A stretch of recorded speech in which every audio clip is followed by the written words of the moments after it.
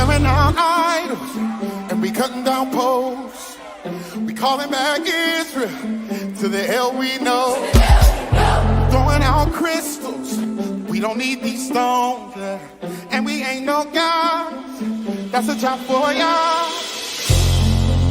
All praise to the Most High. All praise to the Most High, Yahuwah. All praise to the Most High.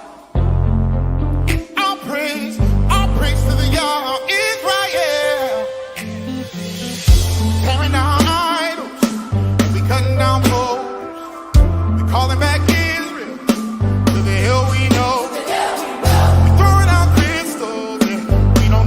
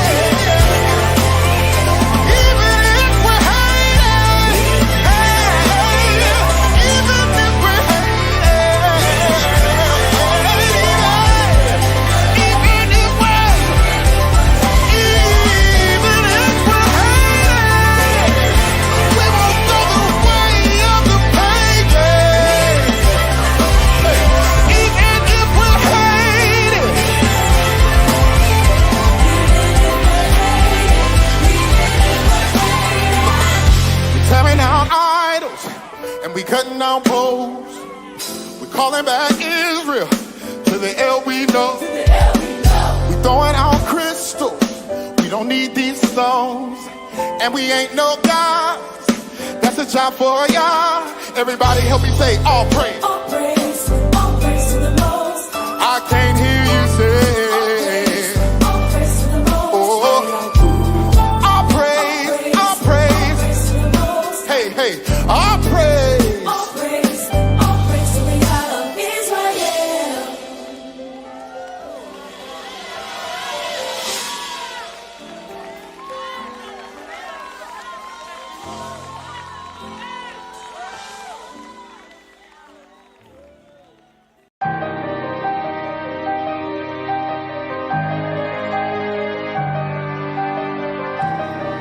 Purify me, Yah, in the flames.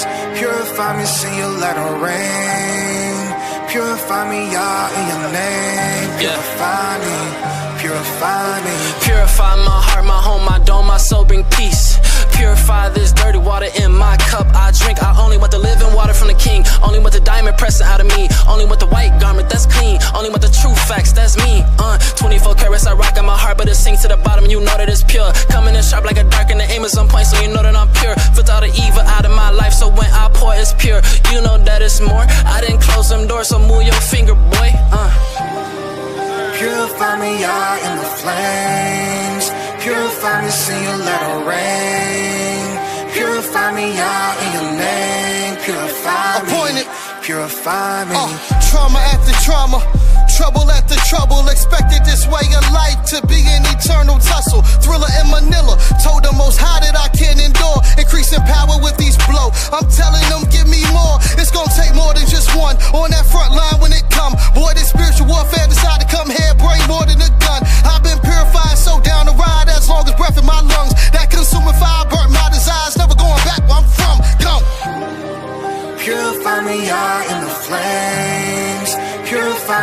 your latter rain. Purify me, Yah, in your name. Purify me. Yeah, man, I step out the fire, my foot on the devil, I'm talking to y'all like a FaceTime. Purify my spirit, y'all say my soul, I've been trying to stay pure on this baseline. Old folks with the old me, they don't know me, just look at my waistline. Fridges drop on the bottom, Hakuna Matata, ain't worried about none of them headlines. Fake news in the media, I'm never meeting you unless we talk about Torah. I'm just trying to go spread the basora, saying talking, I try to ignore. I'm looking for lost meanings in the scripture, I'm on an adventure like Dora. Y'all can write a designer, I write a designer, his image got me in the mortal. Cause I'm keeping the faith. If you're not with it, then move on my way. This purification is keeping me sane. I don't get offended cause I'm not the same. If you stuck in the past or you stuck in the maze, keeping it real, a minute behind is a minute too late. If the first shall be last and the last shall be first, but I endure to the end of who win in the race. Sin the perversion, I'm a face, shuffle your boots and tie your lace. Go through the fire, then conversate. Give me a time, dog, finna wait. You back in the hind, dog, on the lake. You read it all wrong, dog, connotate. You falling behind, dog, keep the pace. You heard it all wrong, dog, spin the tape. Purify me, Yah, in the flames. Purify me, sing your latter rain. Purify me, Yah, in your name. Purify me, purify me. Purify me, Yah, in the flames. Purify me, sing your latter rain. Purify me, Yah, in your name. Purify me, purify me.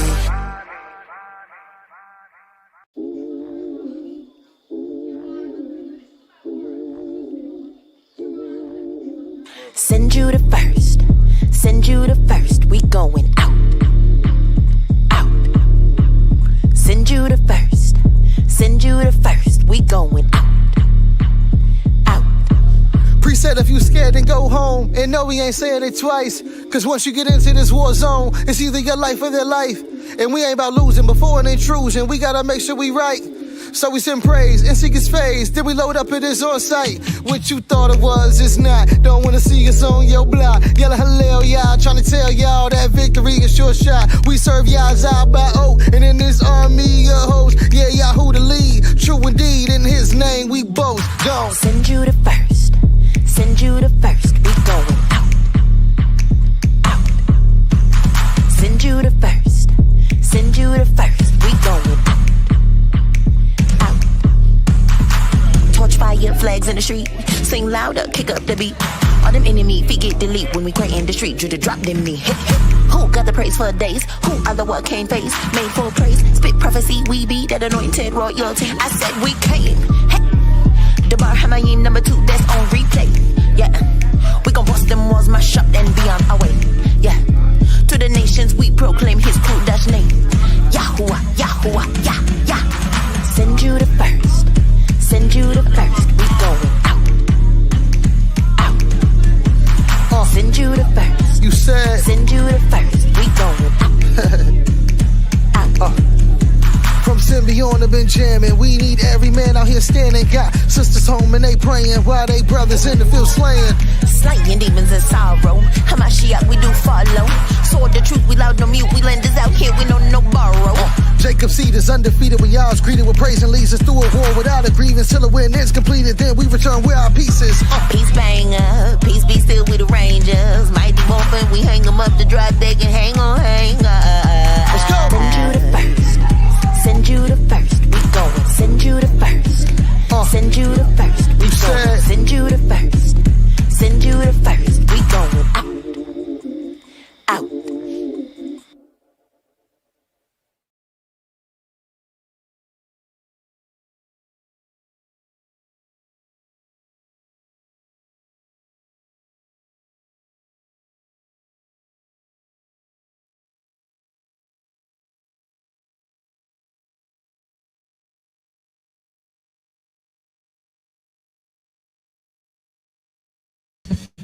Shalom, shalom.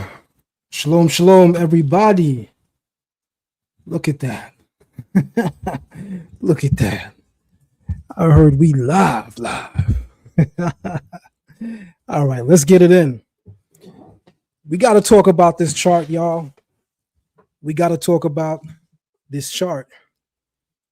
You know, for many years, I said to myself that I didn't want to talk about this chart openly.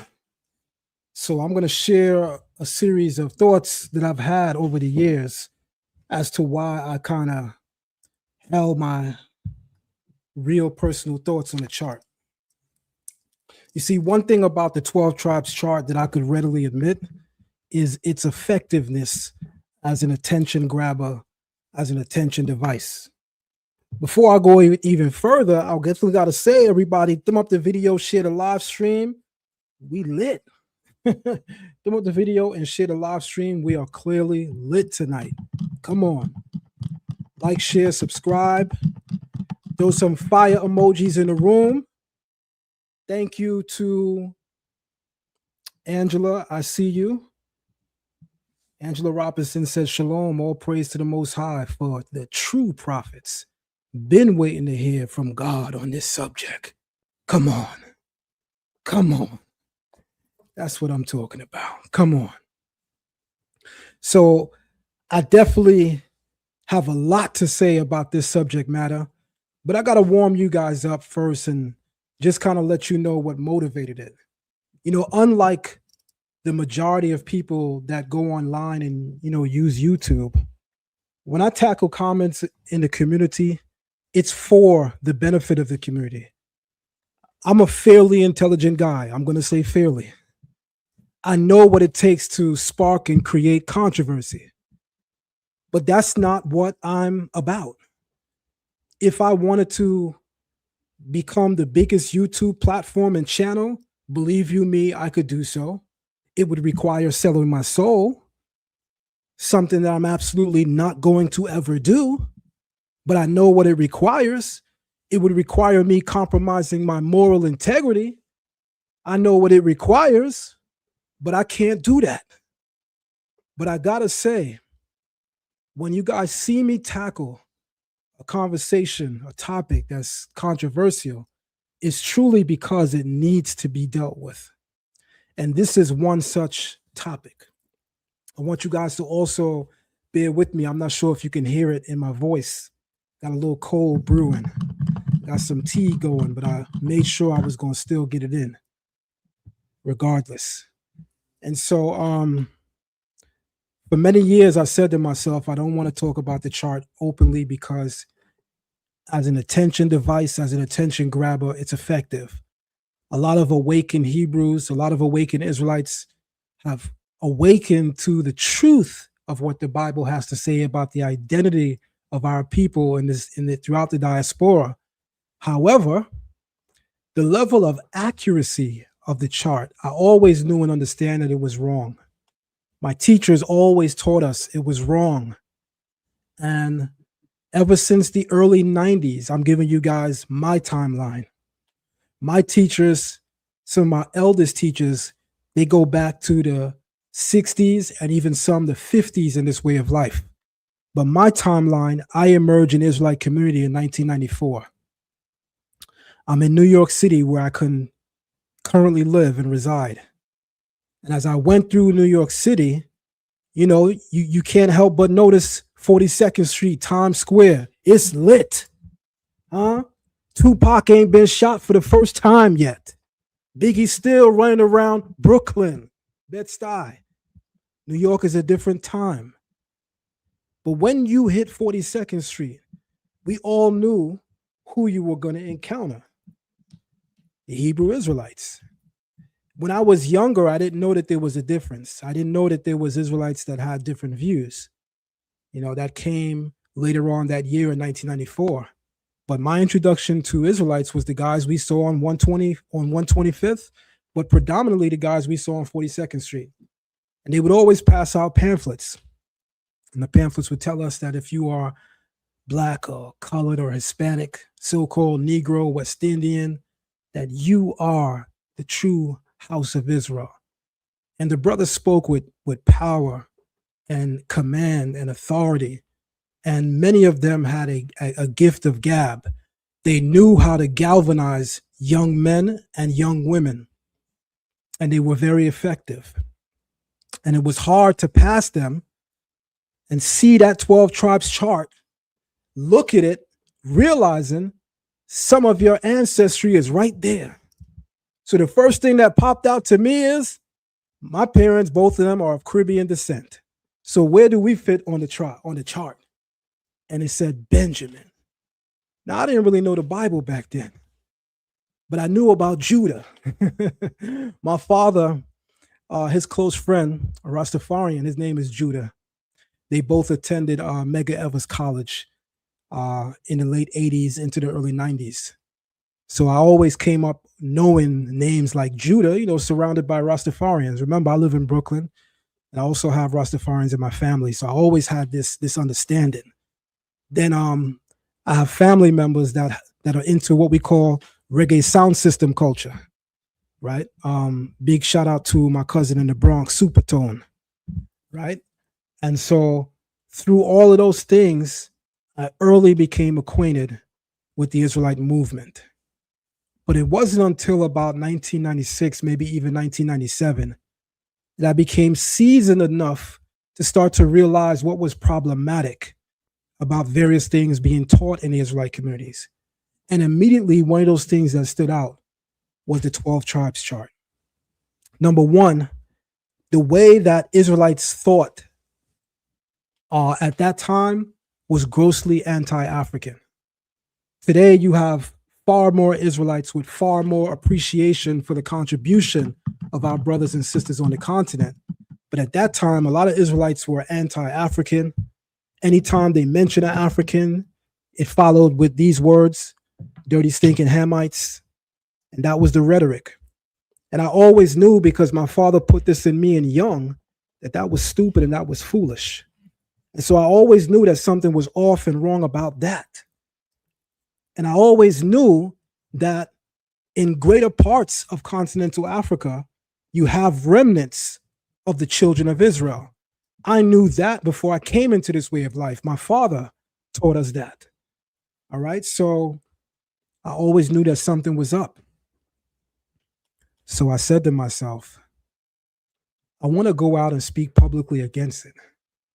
But then I reasoned to myself, even though the chart is inaccurate, even though the chart is, listen to me carefully, completely fictitious and absolutely made up, completely fictitious and absolutely made up, I said to myself, because it's so effective in waking up the masses, that I can't see myself doing that.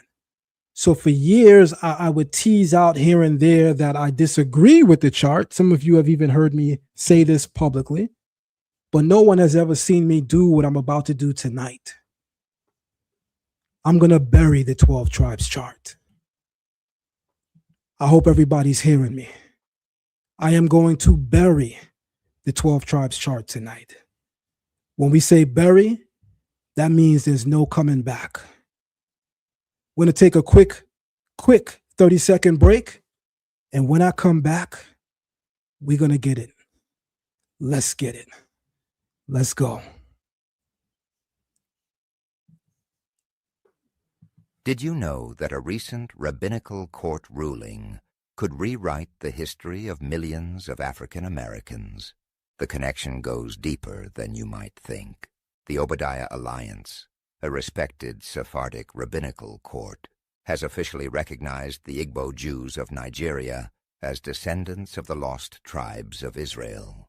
This groundbreaking declaration bridges a historical gap that scholars have debated for generations.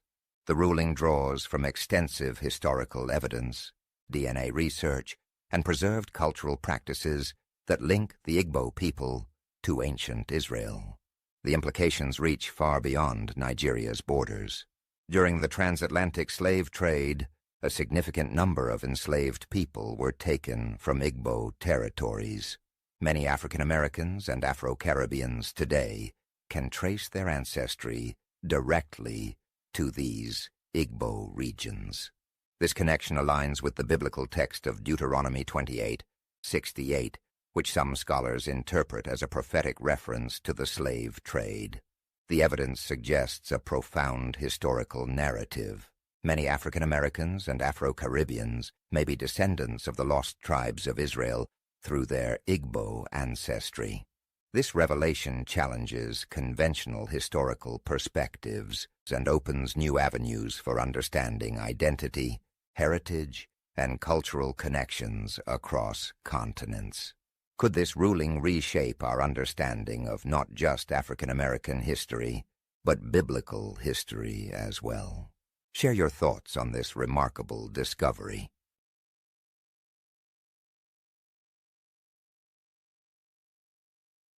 All right. And so with that said, everyone, I decided to have this discussion tonight publicly because I knew that the time was here. You can't go anywhere on planet Earth and say you never heard what an Hebrew Israelite is. With respect to our brothers in the awakening, many of them, part of what we call One West or One West splinter groups, many of them are directly responsible for waking up our brothers and sisters. And for that, I thank them.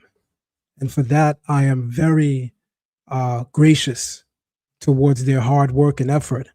I would even warn people over the years that beware of speaking about certain groups of Israelites because they put in so much work to put our name out there. But I gotta admit something. The time is now, and the time is up. Even though many of those groups did an amazing job, an incredible job at taking the name of Israel and plastering it all over the world virtually, their doctrines have stained the face of the Israelite movement. So at what point do we sacrifice integrity and morality simply because they have been effective in waking people up?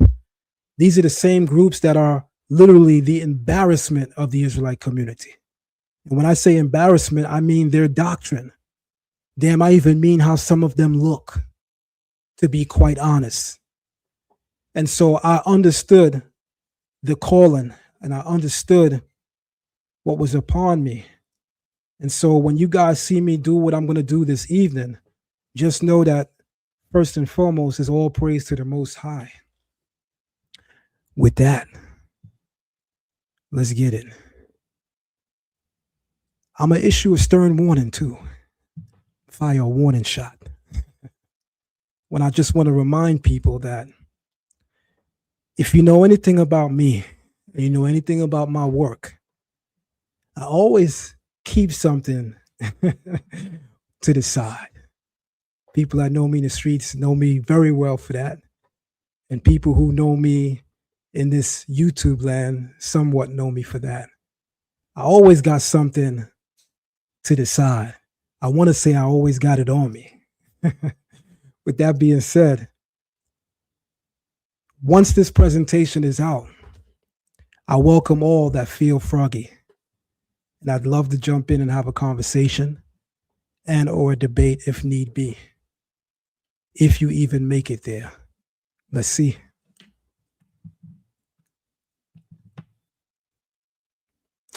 A critical examination of the 12 tribes chart in light of history, Torah, and the transatlantic slave trade.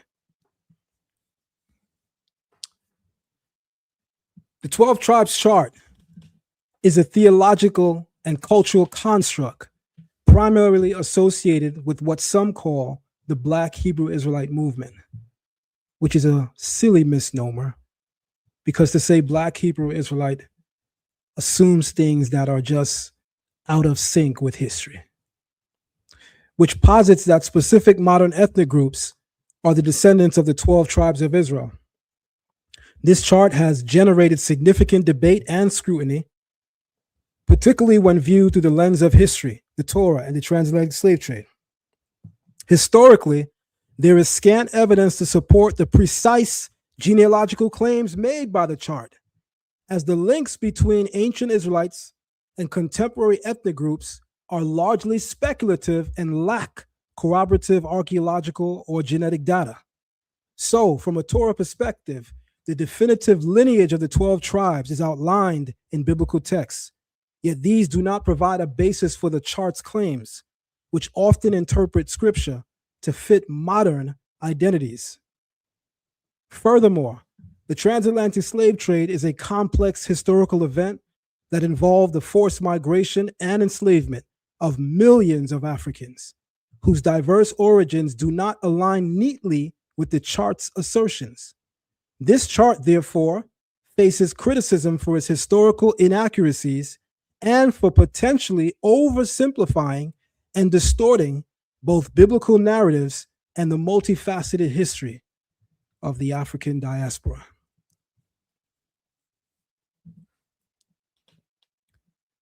Identity, memory, and the limits of charts.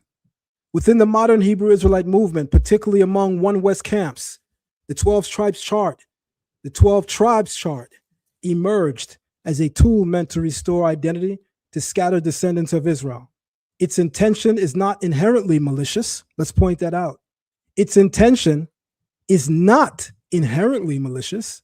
It seeks to answer the Torah's question of exile, where it says, "And the Lord will scatter you among all peoples," Deuteronomy 28:64. However, while the chart is rhetorically powerful, it collapses under historical, demographic, and biblical scrutiny. The Torah speaks of dispersion, fragmentation, and loss of lineage continuity, not of neat ethnic blocks preserved intact by tribe across continents. What follows is an explanation of the One West understanding of where the tribes are said to be today, a historical dismantling of that framework based on the realities of the transatlantic slave trade, documentary evidence showing constant reshuffling of enslaved Africans across the Atlantic world, and a focused case study on Liberia, which on its own alone disproves rigid tribal geographic assignments. No charts are used by design because history itself refuses to move in straight lines.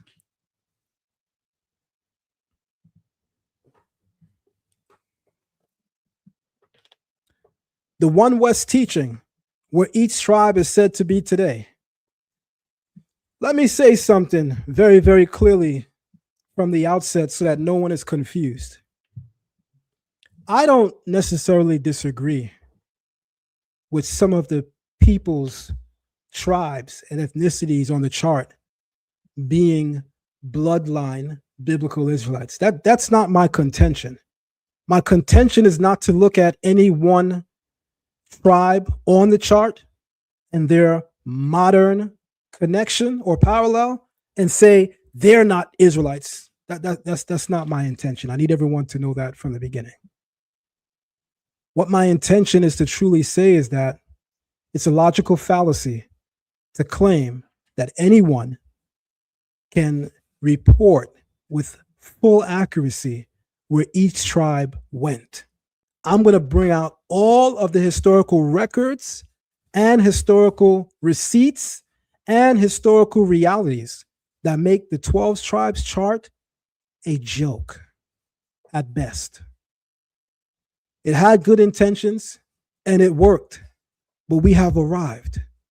The 12 tribes chart was created for added awareness so that people would know where and who the Israelites are. I believe that has been accomplished today. So seeing that has been accomplished today, we got to teach the truth as the truth. And whoever get hit by the truth, so be it. According to one classic One West oral teachings, the tribes are mapped as follows. Judah is the so-called African American. You know what I always found interesting? How the chart was created by African Americans, and somehow they just understood that they are Judah. You know, to people that have a little bit common sense, you just got to ask some simple questions. Where's the motive and agenda in the person that created the chart and made themselves the prime royal tribe? I mean, you really just got to ask yourself some common sense questions. The people, persons, and individual responsible for the 12 tribes chart just happened to make sure that the Black American, who they are, is Judah. Now, let me make something clear. I don't doubt for a single second that Judah is among African Americans. But let me tell you something. Judah is among Afro-Caribbeans. Judah is among African Israelites on the continent right now. To act as if Judah is just the Negro, the American Negro, is silly. And I'm going to slap you in the face. I might even chin check you with so much information that you'll be embarrassed to ever say that publicly again. Judah, they say, is the so-called African American. Benjamin is the West Indians. And then they say that's Jamaicans primarily. Let me just tell you what I automatically know as a child of West Indian parents. This person is silly that made up this chart. The Caribbean is so much bigger than the island of Jamaica. The island of Jamaica has great contributions for the Caribbean, I want to say even the world over, but the Caribbean is much more bigger than Jamaica. So when you hear people speaking like that, when they hear a Caribbean accent and they assume everything is Jamaican, you already know that they're out of touch with Caribbean culture. As I continue, they say the tribe of Levi is the Haitians. They say Ephraim is the Puerto Ricans. They say Manasseh is the Cubans. They say Simeon is the Dominicans. But hold on, before I go any further, does anybody know what islands are part of the Caribbean? Because the last time I checked, the West Indies consists of Haiti, Puerto Rico, Cuba, and the Dominican Republic. So how in the hell did this genius, and I mean that in the most disrespectful way, that created the 12 tribes chart, how did this genius figure out to divide Haitians, Puerto Ricans, Cubans, and Dominicans from the West Indies when they are clearly part of the West Indies? I mean, more on that in the next slide. Then they say Zebulon is from Guatemala to Panama. So you know what that is already. They ran out of isolated places. So now it's from Guatemala all the way to Panama. Go speak to a Panamanian, of which I have in my family. Go speak to Panamanians, of which I know several. And please tell them that they're not Caribbean. Please tell them that they're not West Indian. The person that made the 12 tribes chart, the only part of West Indies they're familiar with is Brooklyn, Bronx, and maybe Queens. Where's my fire emojis in the chat? Because clearly this person is out of touch with Caribbean culture. Let me keep going. They say Isaskar is the Mexicans. And wait on that. Wait till you hear why they say that is. They say Asher is the Colombians. Naphtali is the Argentinians. Reuben, when we get there, I almost want to fast forward the slides because I'm going to have y'all rolling. They say Reuben is the Seminole Indian and the Native American, as well as Gad being indigenous North Americans. And let me say something to you guys that are against that. I don't necessarily have a qualm with the notion idea that the indigenous peoples of America, in part, listen carefully, in part, are connected with the biblical Israelites. I don't have a problem with that. Again, my problem is the logic and the basis for them saying that this one is Reuben, this one is Gad. Where'd you get that from? Right? Where'd you get that from? Right? I'm going to do a separate presentation after today, showing you guys why it is in history that indigenous Native Americans are in fact connected to bloodline Israelites. Some, I'm not going to say all, some. But to say Reuben is the Seminole Native Americans and then Gad is, indigenous North Americans, I mean, the creator of the 12 tribes chart never left the 5th grade. The theological assumption that tribal identity remained collectively intact, even in exile. What? This assumption directly contradicts both Torah and documented history. Y'all remember the movie? I think it was Menace to Society, one of the movies. Homeboy went in there and shot somebody. He shot like the store clerk because the store clerk looked at him and said, "I feel sorry for you." I really do feel sorry after today for anybody that has the gall to claim the 12 tribes chart after today's presentation. All right. Rewinding real quick. The 12 tribes chart says, from the tribe of Benjamin, we get all the West Indians. Okay. Then they separate West Indians from the chart. Haitians, Puerto Ricans, Cubans, and Dominicans. But don't believe me. Take a quick look, everybody.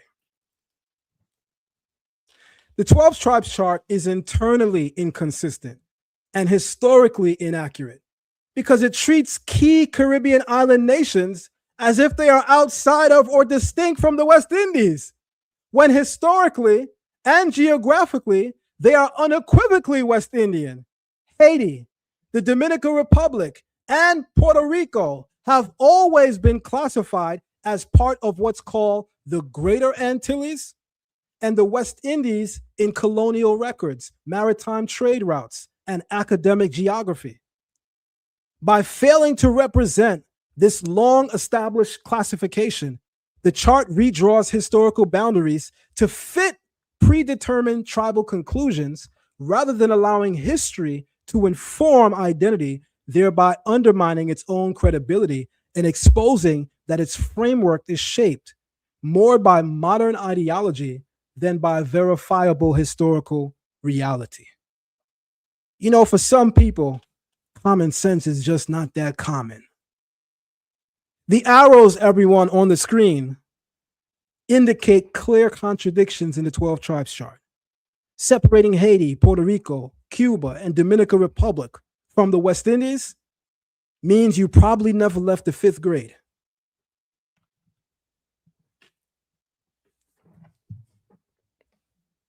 In the Torah's language of exile, scattering, not preservation, the Tanakh never describes exile as a group relocation by tribe. All the tribes were separated perfectly, even though history records, the Torah records, that your sons and daughters shall be given to another people. I want everybody in the chat room right now to put the chapter and verse in the book of Deuteronomy where it literally says, your sons and daughters shall be given to another people. I want somebody to put the chapter and the verse, and I want you guys to throw some fire emojis when I start to connect the dots. If the Bible tells us, if the Torah tells us, your sons and daughters shall be given to another people, isn't that the Torah also telling us families are going to be separated? Where's my fire emojis and where's my bombs? Because common sense clearly isn't that common. Common sense clearly isn't that common. For the Torah to say, your sons and daughters shall be given to another people, it's also telling you, genius, that families would be divided and separated. So how are you saying that entire tribes went to particular regions when the mother went on a ship going north? If I'm making sense, put a fire emoji in the room. And the father went on a ship going south. And the brother went on a ship going east. And sister went west. How do you know where each tribe is when the very system of slavery divided families? I mean, y'all gotta be super brilliantly dumb to really hold that chart up in 2026. And some of y'all even have your little children there that are going to grow up to realize once they hit the 5th grade that you are slow.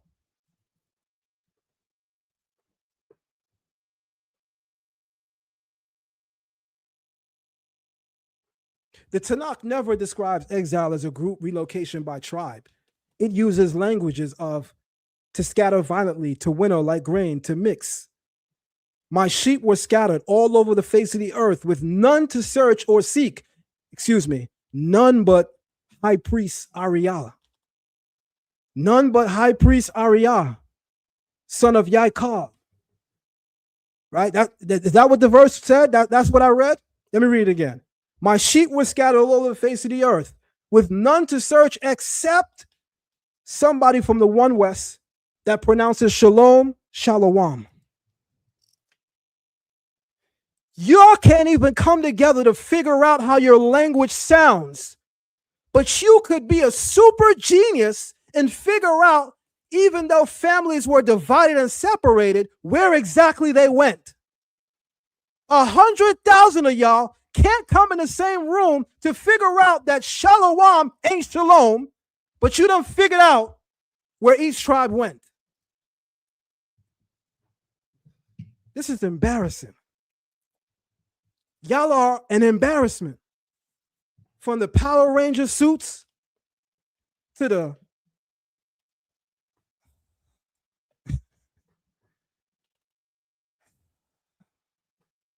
y'all are an embarrassment, man. This is long overdue. This is long overdue. If this is long overdue, put some fire emojis in the room. If this is long overdue, like, share, subscribe. Donate to support the platform. This is a platform, everyone, that has consistently brought excellent information. Not within the last year, decades. Respect the journey. Let's go.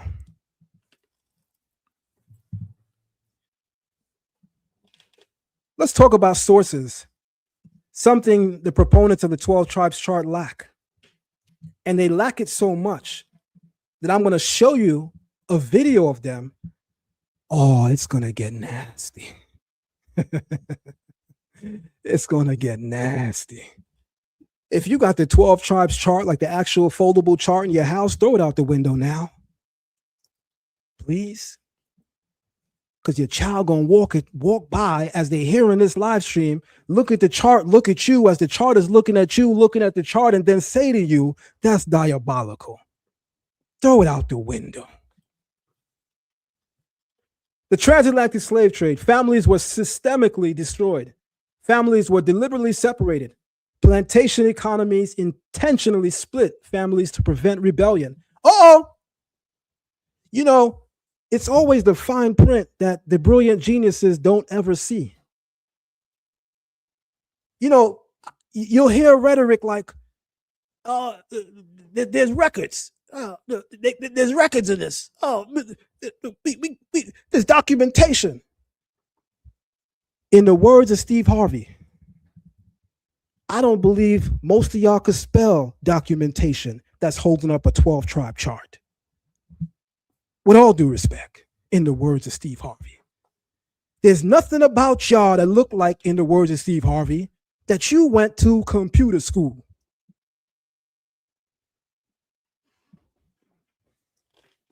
Let me share with you some history about what really happened during the slave trade. Families were deliberately separated, geniuses. Plantation economies intentionally split families to prevent rebellion. Rebellions become successful when we have a vision in mind. No one that's a father and a mother has a vision that excludes their family, their children. So if we're going to have a successful rebellion, we need to be a family unit. Well, the taskmaster was smart enough to understand that. So they intentionally split families so that it would lessen the chance of rebellion. So what did they do? Sons were sold to different colonies than fathers. Somebody type a fire emoji in the room. Daughters sold away from the mothers. Husbands and wives rarely were kept together. The slave ship documents how traders viewed kingship ties as security threats. Huh? Slave traders viewed family binding, family being together, they viewed it as a security threat. So what you mean entire families went here and you know who's Reuben? With all due respect, at this point, I don't know if you could spell Reuben. The book by Walter Johnson, Soul by Soul, Life Inside the Antebellum Slave Market, details how American slave markets broke family units as standard practice. See chapter 2, commonly cited around pages 40 through 60. Result, any claim that Judah stayed together in America or that Levi stayed in Haiti, that collapses immediately because it was part of the process of enslavement to break, divide, and split families. So even if, and I don't even want to imagine that reality, that the 12 tribes chart is accurate, it folded instantaneously because the moment that families hit the shores, they were further divided. Here we go. Slaves were constantly re-exported across the Americas. Secondary and tertiary slave trades. Enslaved Africans were not transported once, but multiple times. How many people know this? Huh? I want to see who's smarter than a fifth grader.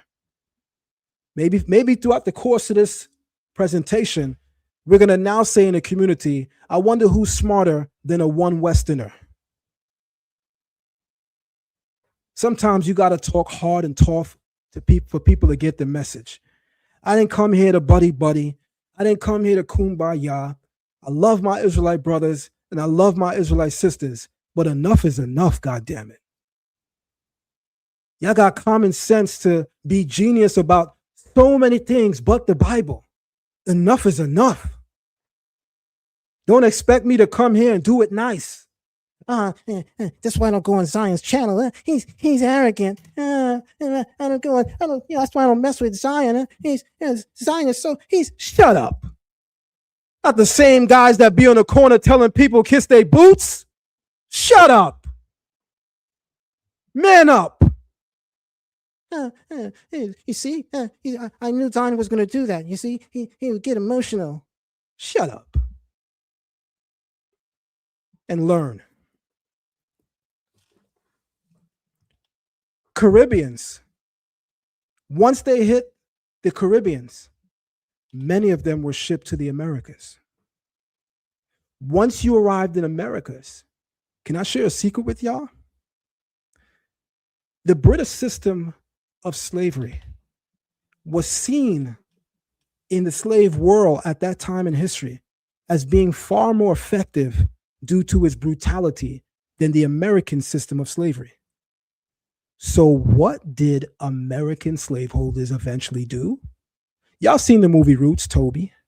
He didn't listen. He didn't want to say his name, right? He said, Oz Kunta Kinte. He said, no, your name is Toby. He wound up getting maimed, right?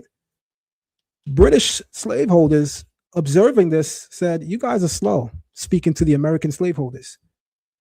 You are killing slaves for not obeying, maiming slaves for not obeying, and keep in mind, as far as the system of slavery, slaves are a whole commodity, tradable goods. Profit. You're killing your profit. There's no profit margin. Bring them to us. We're going to do some things to them that's going to really humble them. Anybody ever knew why the island of Jamaica is so anti-homosexuality? Bon Batiman. Everybody's a fish. Most of y'all know a reggae song here or there. Let me teach you some words real quick. Terra Fabulous has a song. We don't play number two. A lot of Black Americans be singing it and don't know what the hell he talking about. Allow me to explain. In Caribbean culture, especially in Jamaica, a family unit is the father and the mother first, with the father being the head, so he's one, and the mother would be two. When you hear a Jamaican say, we don't play number two, as a man, it means they don't behave as a woman. That way of thinking is so ingrained in the Jamaican and Caribbean mindset that you'll literally hear Jamaicans count and say 1 second, 3, 4. They won't even say two, they'll say second. I kid you not. Those of you who are Jamaican in the room, put some fire emojis, because I know y'all grew up hearing that too. You hear an old school Jamaican count, you expecting after 1 comes 2, you're going to hear him say second. That's how much they don't play number 2. In the system of slavery, particularly in the island of Jamaica, the slave masters were more than cruel, because many of the slaves in the Caribbean were maroons, took to the mountains. From the time they hit the shores, they took to the mountains fighting. Just as several African Americans, from the time they hit Virginia, they took to land and tried to even go back to sea, fighting. But let me tell you about maroon culture in the Caribbean. Many of these men, and even women, were powerful warriors, just like the powerful warriors of men and women that we find here in the Americas, among our African American brothers and sisters. And they were very stubborn, and they were very tough, and they didn't take back what we say, no chat. You couldn't just talk to them crazy. Yeah, you got a weapon. Yeah, you got the upper hand, but we built different. You just can't talk to us crazy.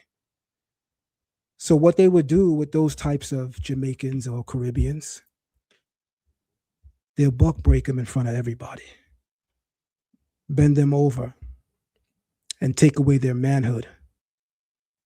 This happened not only in the West Indies and particularly the island of Jamaica, it happened in America. But I have to tell you, historically, data-wise, it was far more rampant in the island of Jamaica. And that's why to this day, many, many Jamaicans are very, very anti-homosexuality. It's from that experience. And so you guys need to know this history, because the people that's giving y'all the 12 tribes chart, they're going to tell y'all that Judah is the Black American, because the Bible says in Genesis 49 that Judah's eyes is red from the blood of grapes and the Black American is a drunkard. And some of y'all followed them after that. Some of y'all heard that and was like, oh, he cooking. What? I could say a lot more. I'm going to chill.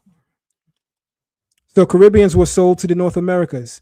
North America was sold back to the Caribbeans. Brazil, South America, many of them went into the Caribbeans. And the United States, those sent there, many of them went back to Spanish colonies. Transformations in slavery documents, extensive inter-American slave transfers. Africa and Africans in the making of the Atlantic world shows that ethnic groups were continuously remixed long after arrival, which means after people landed in Jamestown, Virginia, the majority would go out to various parts of the Americas. Some would ship right back to the Caribbean. I don't want that one. I don't want that one. And they were sent right back immediately. Thus, a man arriving in Virginia could later be sold to Barbados. A woman arriving in Jamaica could be resold to Louisiana. Children born in South Carolina could end up in Cuba. Y'all want to know what's the proof of that?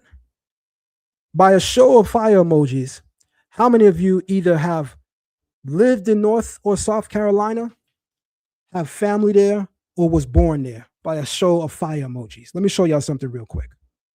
When you go deep in Gullah Geechee land, in South Carolina, and even parts of the North Carolinas, you hear people speaking with a patois that's eerily similar to that which is found in the Caribbean islands. The very patois you found on the islands, you're finding in South Carolina, parts of North Carolina. Can I tell you a secret? That's because the people that settled there came up from the Caribbeans. And that is why when you study the culture of the Gula people and the Geechee, you will literally see that many of them will readily tell you their relatability to the Caribbean. They are proof that the 12 tribes chart is inaccurate. Because the 12 tribes chart tells you that they're the Black American and they're Judah. But according to the 12 tribes chart, they're Benjamin because they're really West Indian. I mean, when common sense is making no sense, you got to give up what you think is common sense. Tribal continuity in the slave world is mathematically impossible. Let's keep the fire burning. Oh, Liberia got to be a kill shot. Liberia got to be a kill shot in this conversation. Oh, so y'all don't like stinking Africans, huh? So how was the state of Liberia formed? Do y'all even know? Okay. Liberia, the definitive refutation of fixed tribal geography. Who founded Liberia? Liberia was founded in the early 19th century by formerly enslaved African Americans and Caribbean Blacks. In the book, The Price of Liberty, it documents that settlers who came to Liberia, they came from Virginia, Maryland, Pennsylvania, and various parts of the Caribbean. See chapters 3 and 4, pages 70 through 120. Liberia, the evolution of privilege confirms that returnees were already ethnically mixed before resettlement. So y'all don't like dirty stinking Africans, huh? I mean, that's what y'all say in y'all ignorance, right? I mean, the way y'all dress, I expect y'all to sound the way you sound. So, I mean, I get it. But do you know the people that y'all calling dirty stinking Africans, you know, many of them is from Virginia, Maryland, Pennsylvania, and parts of the Caribbean? Where's that in your chart? How can your chart be, as you guys say, sent from God? It was revealed to him. When is this inaccurate and we ain't even got to the second part of the presentation? The chart is already done and we're still in the intro. I could literally stop the presentation now. It's done. What's the implication so far? If Judah equals African Americans and Levi equals Haitians, then which tribe returned to Africa to found Liberia? Because Liberia is composed of people from North America, Black Americans, people from the West Indies. And why do Liberians descend from multiple New World locations simultaneously? The existence of Liberia alone dismantles the 12 tribes chart. Don DeMarco,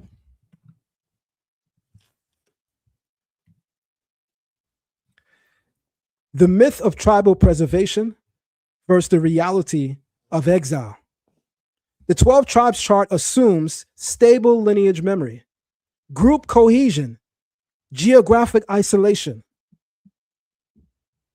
In order for the 12 tribes chart to work and be accurate, you must have stable lineage memory.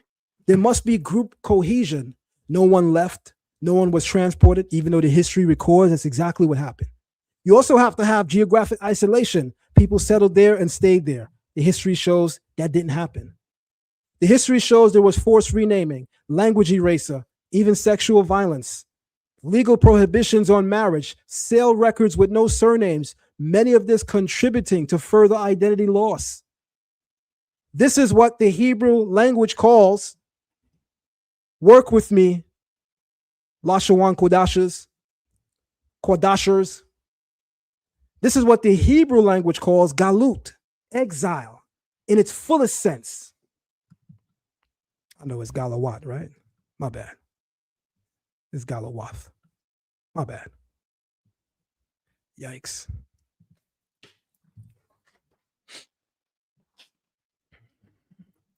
Identity must be reclaimed without distorting history. What are some key points to consider before we even get to part 2?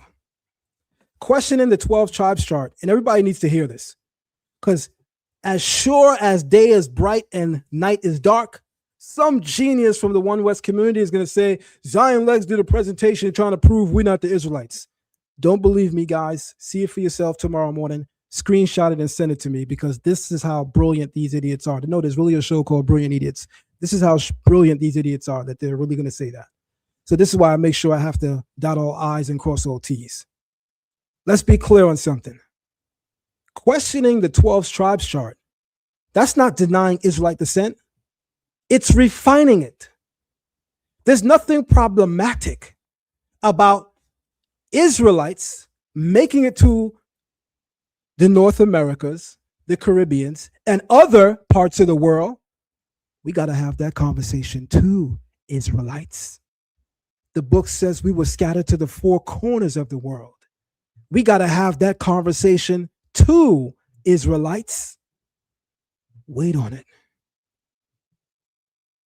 There's more to come. Questioning the 12 tribes chart is not denying Israelite descent. It's refining it. If the 12 tribes chart is inaccurate, this is what the brilliant idiots think. If the 12 tribes chart is inaccurate, I'm not coming out no more. It's a wrap for Kum Yashur. How we say it? Yaikov. It's a wrap for Kum Yashurala. I'm not coming out. I'm not. Shut up and man up. This ain't the first time you're going to be wrong, and I promise you it won't be the last time you're going to be wrong. Man up. If the 12 tribes chart is wrong, that does not stain the reality that Israelites are here and in other parts of the world. We just have to be more meticulous in our way of bringing it out. But I know. The 12 tribes chart made the work so easy, and y'all so damn lazy. I know, shalom, whatever.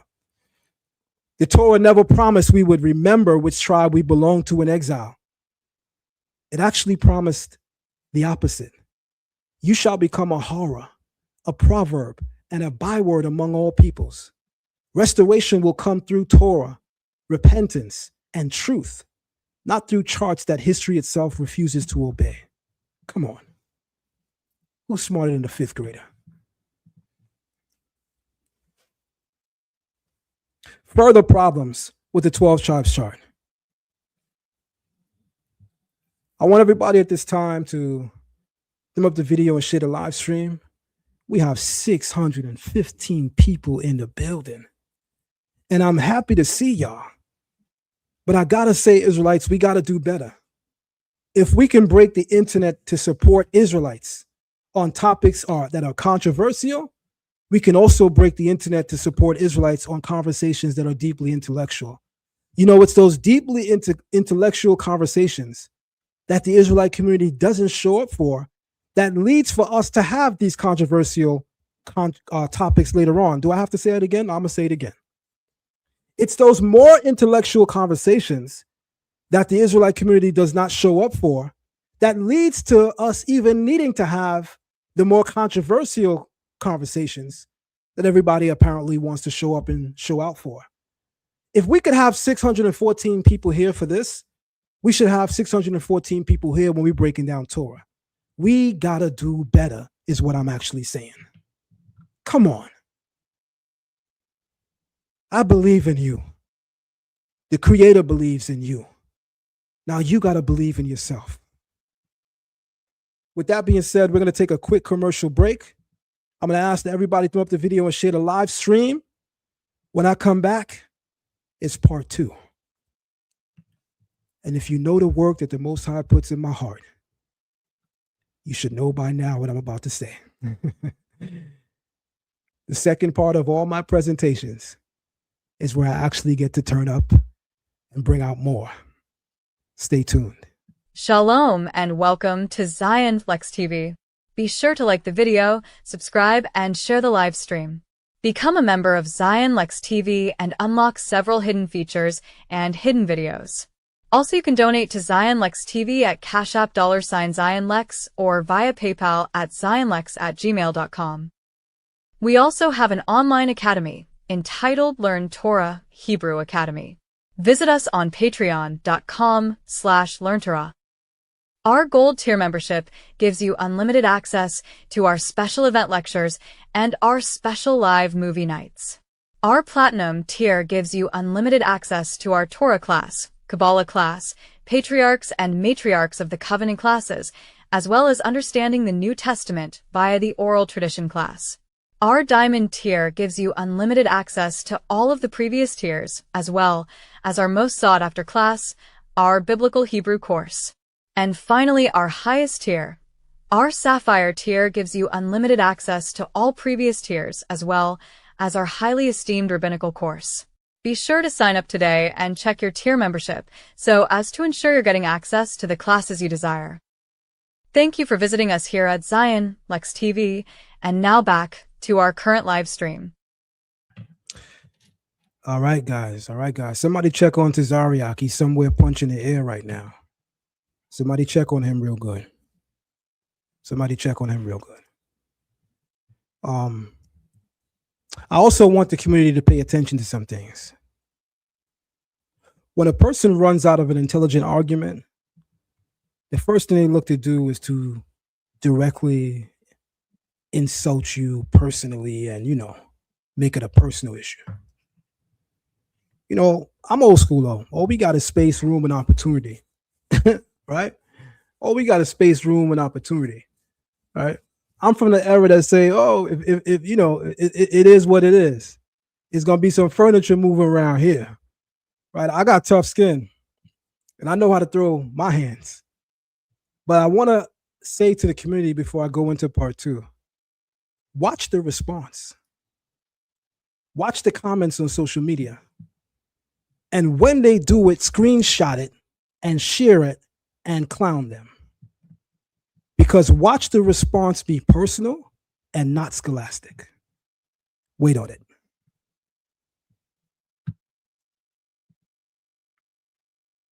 Further problems with the 12 tribes chart in light of exile, scattering, and commingling.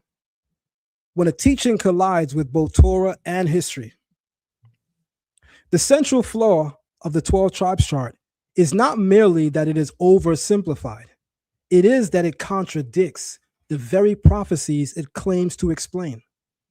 Once the realities of the transatlantic slave trade are placed alongside the Tanakh's language of exile, dispersion, and intermingling, the chart becomes theologically and historically untenable. Below are additional, often unaddressed problems that further expose why the chart cannot stand.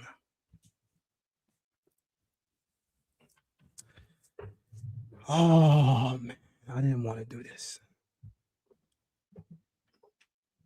I actually like IUIC. Where's my bombs? I got to bring it back. I didn't want to do this. IUIC is actually one of my more favorite groups in the community. Shout out to Nate. Don't know him personally, but do like the way in which he galvanizes men in the community. I do enjoy that. That's him, by the way, sitting towards the right with the blue head wrap, on his head.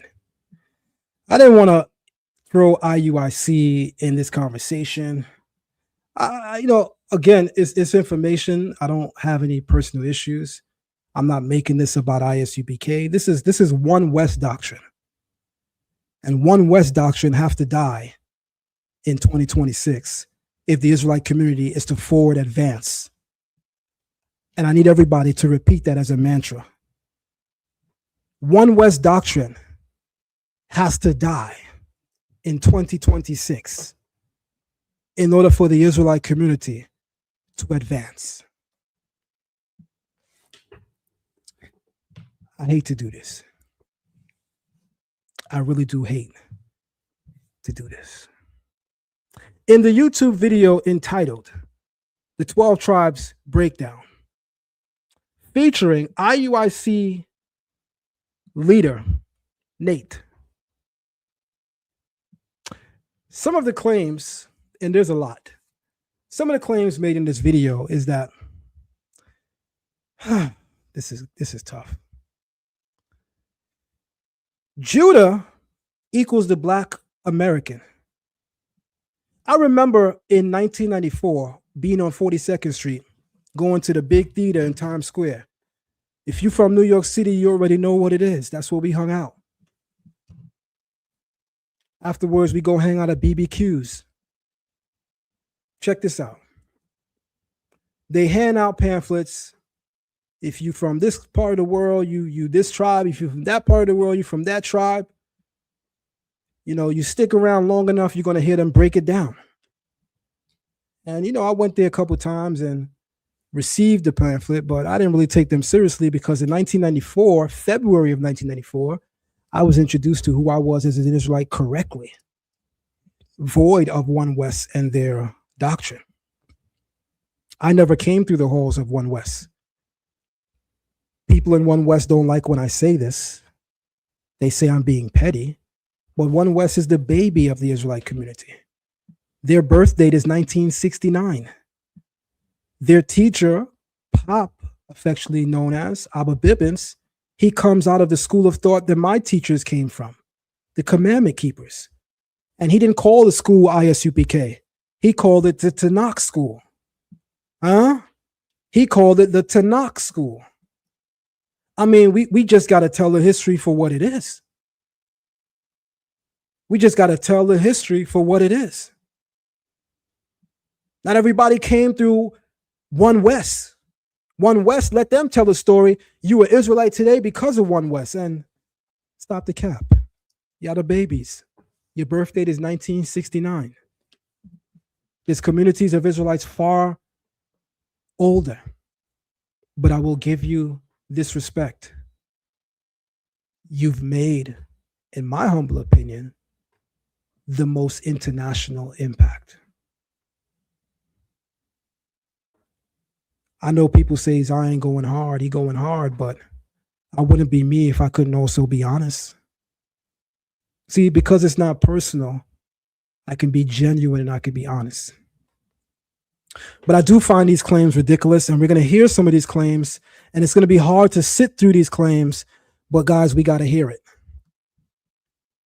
They teach, based on Genesis 49, Judah washes himself with the blood of grapes, right? That's what some of them actually say. His eyes are red because of the blood of grapes. That's what some of them say. They be butchering the text too, by the way. And they say, of course, we know who that is. That's the Black American. Duh, they say. Everybody knows the Black American is a drunk. You know what's funny about One West doctrine? They secretly idolize the white man that they call the devil. You know what's funny and ironic about One West doctrine? They secretly idolize the white man that they call the devil. What do I mean? It was white colonists. It was white slaveholders in this country that retorted the rhetoric that African Americans are drunkards and lazy. So when you, as a so-called awakened Israelite, carry that to the extent that you put it in the chart that you say God gave Ariyah, that's nasty work. I mean, that's diabolical. I mean, that's super stupid.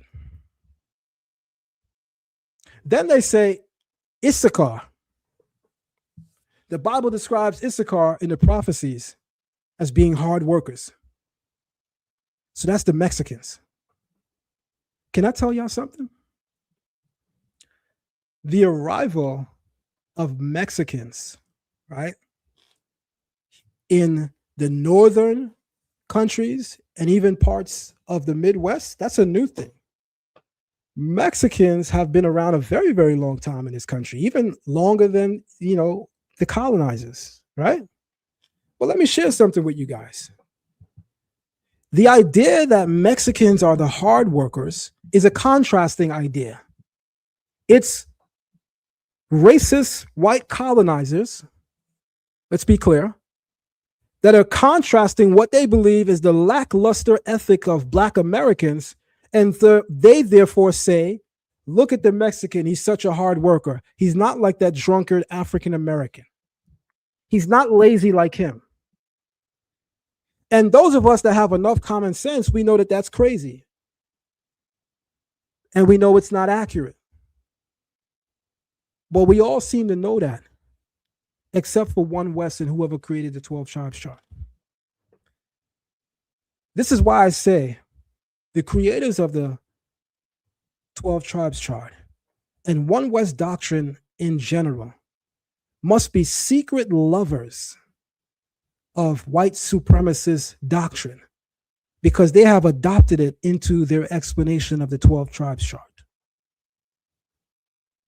Then they also say, and everybody just put on your thinking caps for a moment, they say the tribe of Levi is equivalent to Haitians. Wait on it, listen. He cooking, hold on, cooking. Hold on, he about to get there. Wait, listen. Because Haitians know voodoo.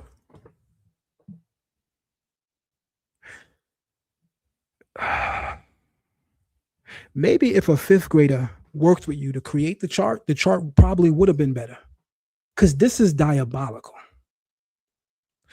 That alone is silly. And it also shows how much there's a lack and a disconnect between whoever created the 12 tribes chart and their understanding of West Indian culture. Haiti is a very, very small island, the island of Hispaniola, part of it being the Dominican Republic and part of it being Haiti. It's not a big island at all. There's other Caribbean islands that are much bigger, and the sum total of Caribbean islands are certainly much bigger. Can I share something with you guys? You ever heard the word obia? You know what's in the Bible? King Saul goes to a woman, they call her Eshet Ov.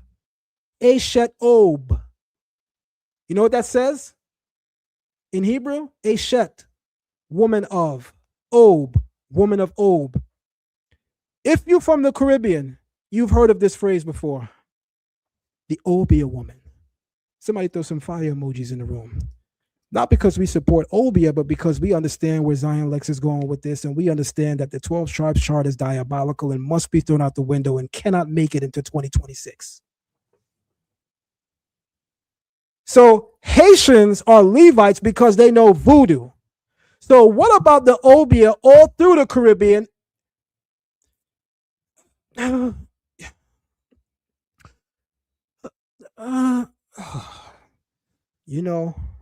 If a fifth grader worked with y'all on the 12 tribes chart, it probably would have been a little better.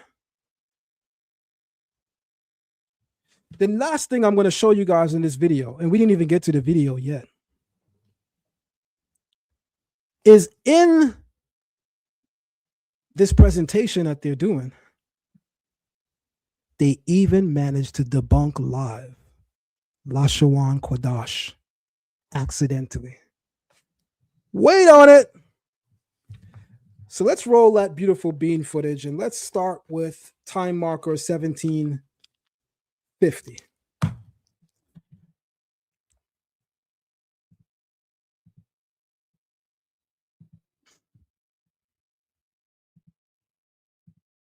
Throw up the video and share the live stream. Teaching is effectively starting. Let's go.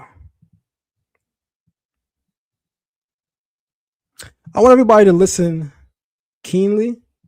I want everybody to listen very carefully. Lock in. Make sure you are able to hear every single thing. Turn your volume all the way up. and get your kosher popcorn. It's about to go down. Meek Mill voice. You ready? Here we go.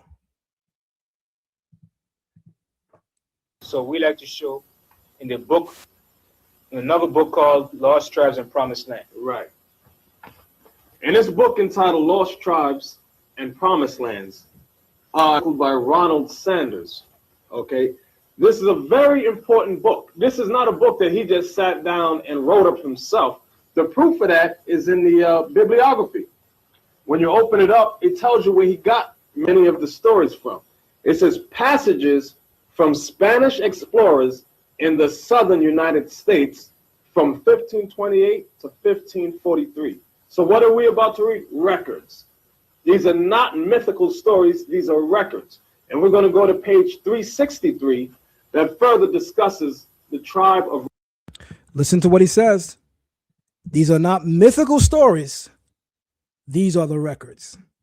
Those of y'all watching live from IUIC, we know y'all didn't turn off because you saw your leader. We know some of y'all don't like your leader because that's the nature of leadership. Some people like, some people dislike. It comes with the job. Let's just keep it real, right? We know some of y'all don't like him, so we know some of y'all are still watching. We know some of y'all that say you like him, you still watch him because people just like being messy. Remember, it's nothing personal. I actually like Nate as a galvanizer of men. I think that his organization skills have value, and I think that he has great use for the community. But that doesn't mean that he is immune to critique. I'll try my best to do it with patience, but that's all I could promise. He fumbles the ball really bad here.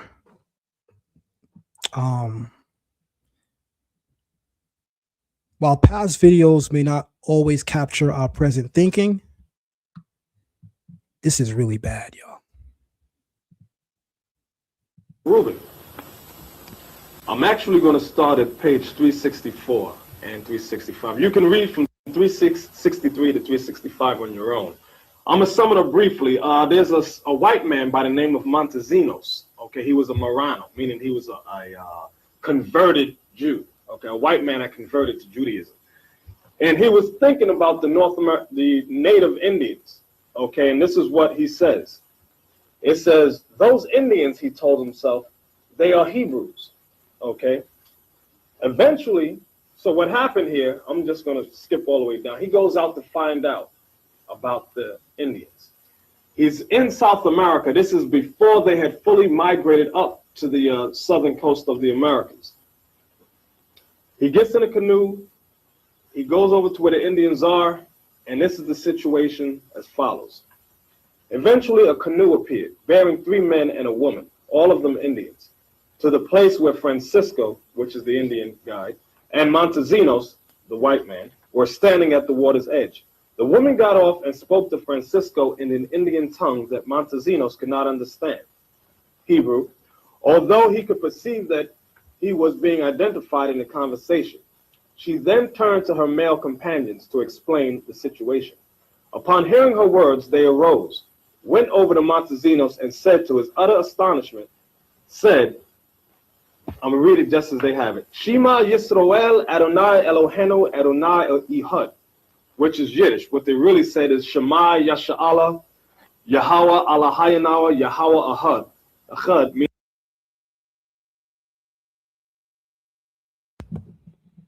He just cut the whole One West community on Lashuan Kodash. And let me explain to you why, as we roll back that footage in a couple seconds. He just destroyed Lashuan Kodash. Y'all mad at me for intellectually breaking it down and showing you that it's inaccurate. He just dismantled it in the most disrespectful way. You know what he just said? He said a converted Jew, a Jewish person, wrote a book and said that in his observation of the natives in the land, he believes that they are the remnants of the lost tribes of Israel. Then Nathaniel quotes the book. The Jewish man is saying that when these natives approached him, the natives began to speak to him in a strange language. And the first thing the natives said to him, listen carefully, is Shema Yisrael, Adonai Eloheinu, Adonai Echad.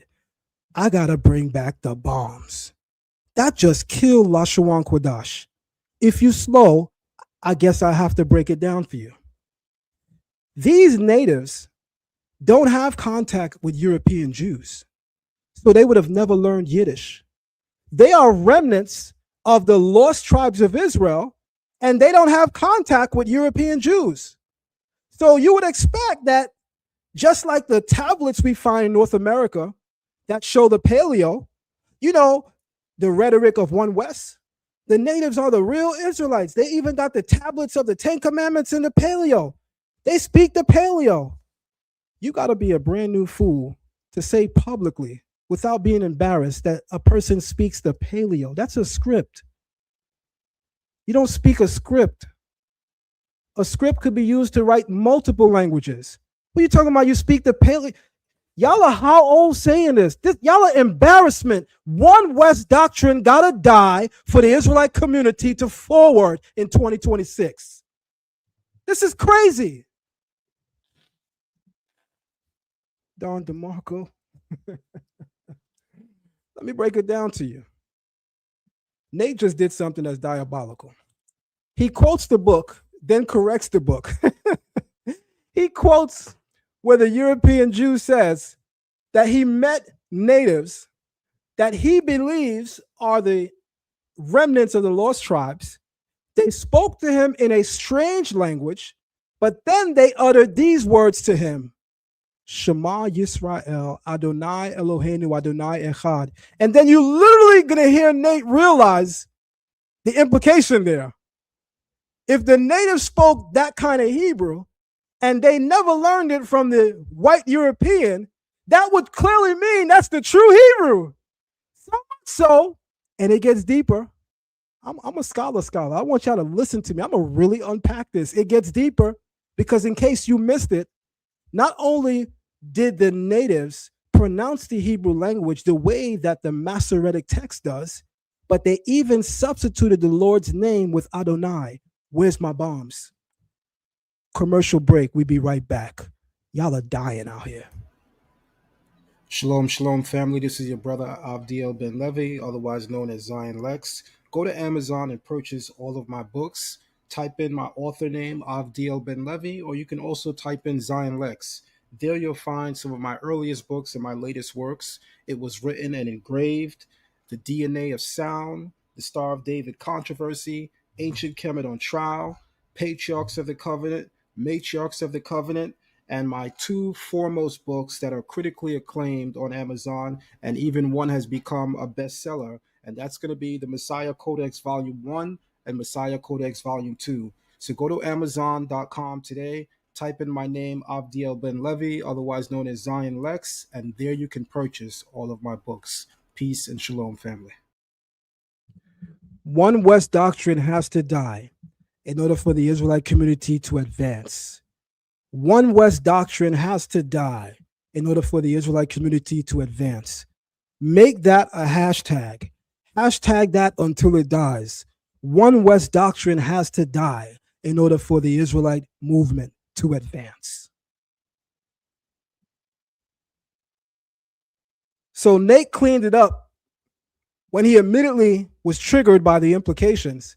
And he says, no, what they really meant is to say it this way. And then he says it in the Lashawan Kodash way. He says, you know, that's the Yiddish.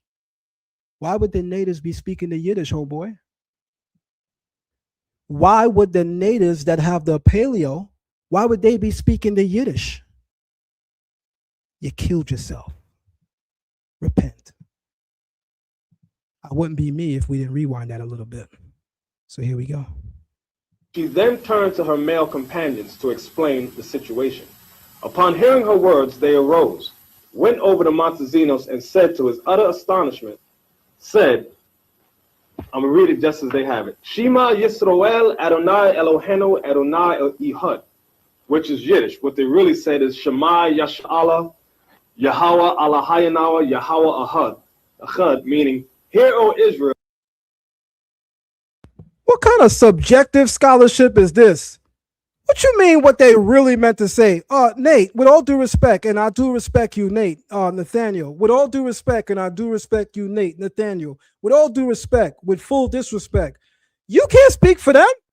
They said what they meant, and they meant what they said, and they said it the first time, and that's that. What are you talking about? Oh, well, they said it in the Yiddish. This is nasty work. Like, how? They meant what they said. Oh, you know what they meant? No. They know the real Hebrew. Not what you learn.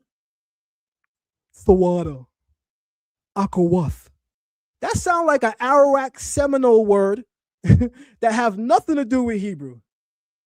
That's what that sounds like. This is nasty work. You know, y'all know what they're going to say. Zion is arrogant and, you know, he's this and he's that. And y'all know what they're going to say. But remember, these are the same guys that's going to tell people to kiss their boots. That's going to say the white man's a devil. That's going to curse out people and their mothers right in front of their mothers. But I'm being arrogant. You know, if anybody here doesn't like my approach, I'm going to forward you to something really quick. No two prophets in the Bible are alike. You have Elijah, the prophet, you have Isaiah, you have Jeremiah, you have Ezekiel, you have many, many more. No two are alike. They all have different styles and different approaches. Can I share with y'all Elijah's approach? Elijah was called to speak to some knuckleheads, you know, like the generation that we live in right now. And these knuckleheads thought that Baal was God. So the Creator knew who he was calling. He can't call the Israelite that is of proper speech and decorum and, Zion's a good guy, but, sometimes he gets a little arrogant. The Most High didn't call for that prophet for the prophets of Baal. He knew who he needed. He didn't call for the prophet, and there's prophets like them that would say things like,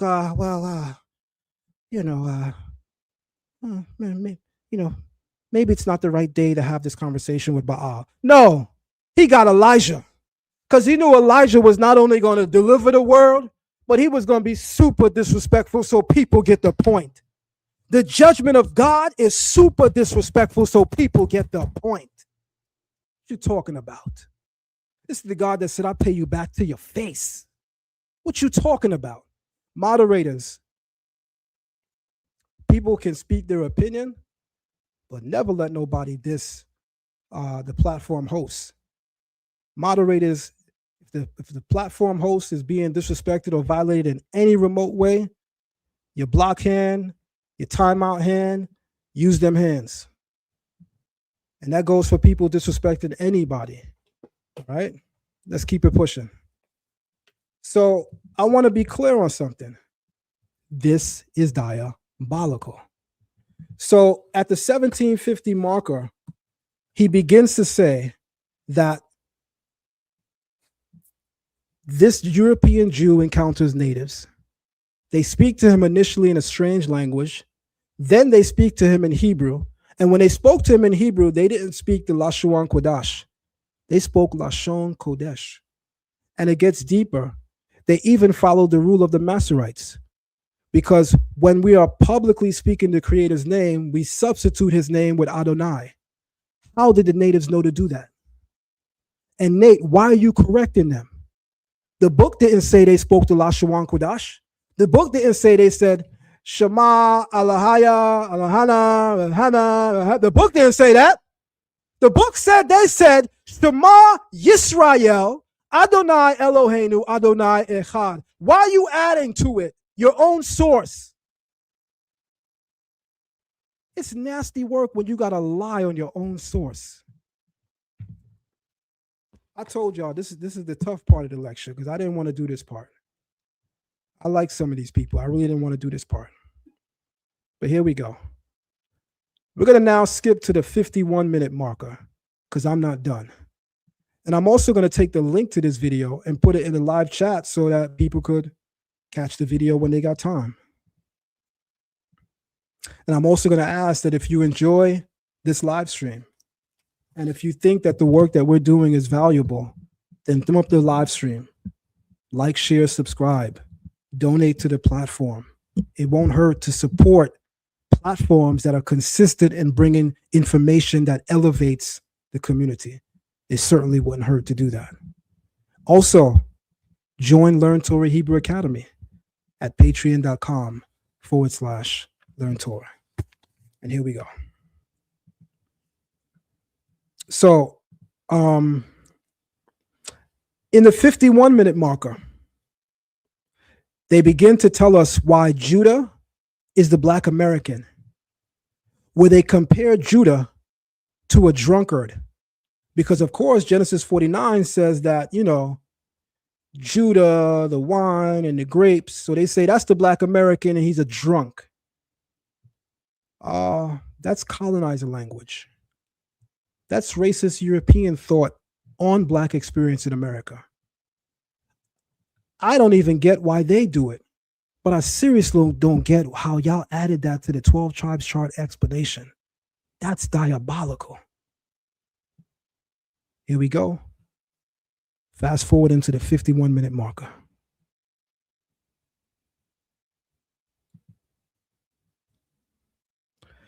You can't make this up.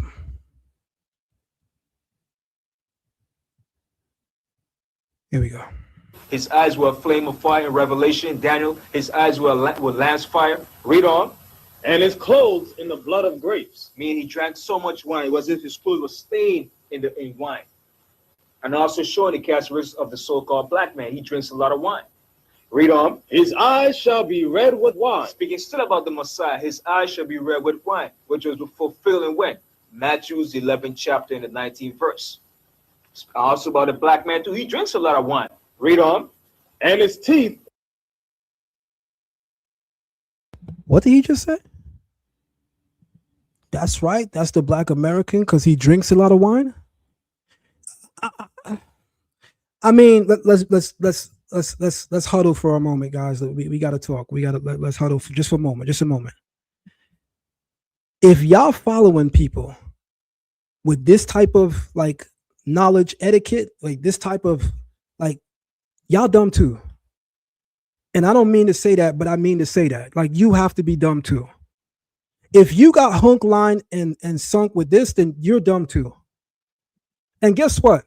We all have been dumb. There were things that I was dumb to. There were things that I was slow to. So it's not bad. But you know what is bad? Remaining in being dumb and filthy. That's bad. Shout out to Genesis. You don't have to remain at all when you see that things are wrong. You can elevate, but I know it takes humility. I know it. You gotta admit you're wrong. I know it means you gotta be a man. That's all it means. A man can admit when he's wrong. Anything else is being less than a man. So being wrong is not the problem. Being dishonest is always the problem. And this is why this has to be done. Here we go. His eyes were a flame of fire in Revelation. Daniel, his eyes were lance fire. Read on. And his clothes in the blood of grapes. Meaning he drank so much wine, it was as if his clothes were stained in wine. And also showing the characteristics of the so-called black man. He drinks a lot of wine. Read on. His eyes shall be red with wine. Speaking still about the Messiah, his eyes shall be red with wine, which was fulfilled in when? Matthew's 11th chapter in the 19th verse. Also about the black man too. He drinks a lot of wine. Read on. And his teeth white with milk. And his teeth white with milk, showing you the characteristics of the black man. His teeth shall be white.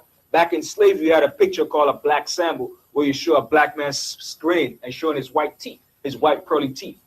All right. Continue. All right. So before we move forward, let's just admit something. This is kindergarten logic that we're hearing right now. Oh, he got a hood on. See, it's talking about people from the hood. He's wearing a hoodie. Oh, the book says, you know, Judah, the wine, the grapes, you know, that got to be Black Americans because they drunkards.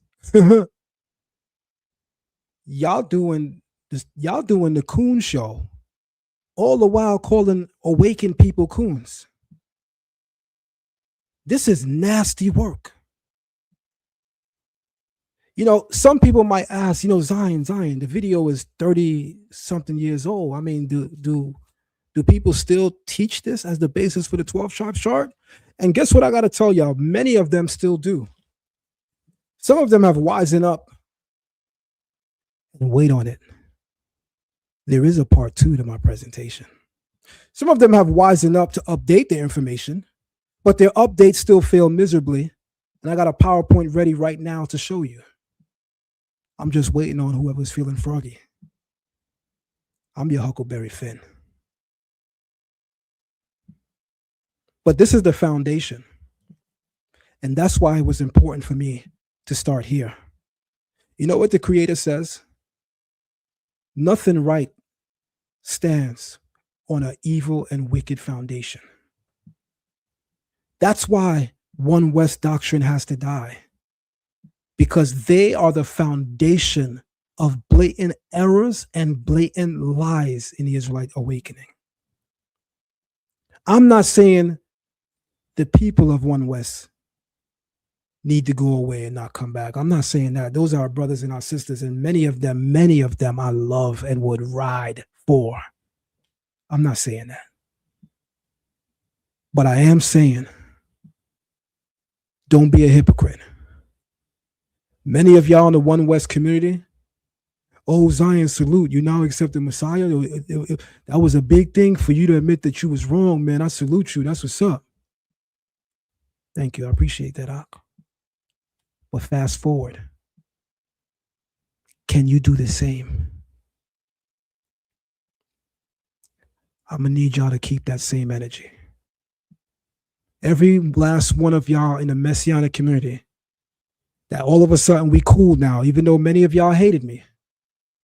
And I hated some of y'all too, to be honest. But many of y'all reached out to me and now we cool, right? Once y'all heard that I was Messianic in my way of thinking. And you congratulated me for changing my views from being Old Testament only to seeing the full volume of the scriptures, right?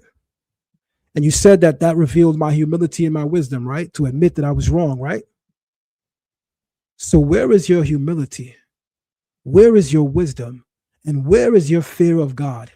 If you can't get on Facebook and speak it loud so everybody that follows you can hear that you was wrong. Because I'm not done with One West doctrine. The 12 tribes chart is only going to open the floodgates. Because what it's going to do is going to have people get emotional, jump out the gate, and attack me personally. And I got to admit, I'm the David Banner type of guy. This is light. I have rebuttals to One West doctrine that really, really kills them. Like, this is light. But I don't want to go in certain directions. I'd rather chill and allow people to come around on their own. But if my hand is forced, when my hand is forced, David Banner certainly becomes the Hulk. And then I just got to expose everything that's wrong about One West doctrine. And it got to happen. Now we're going to fast forward to the 59-minute marker.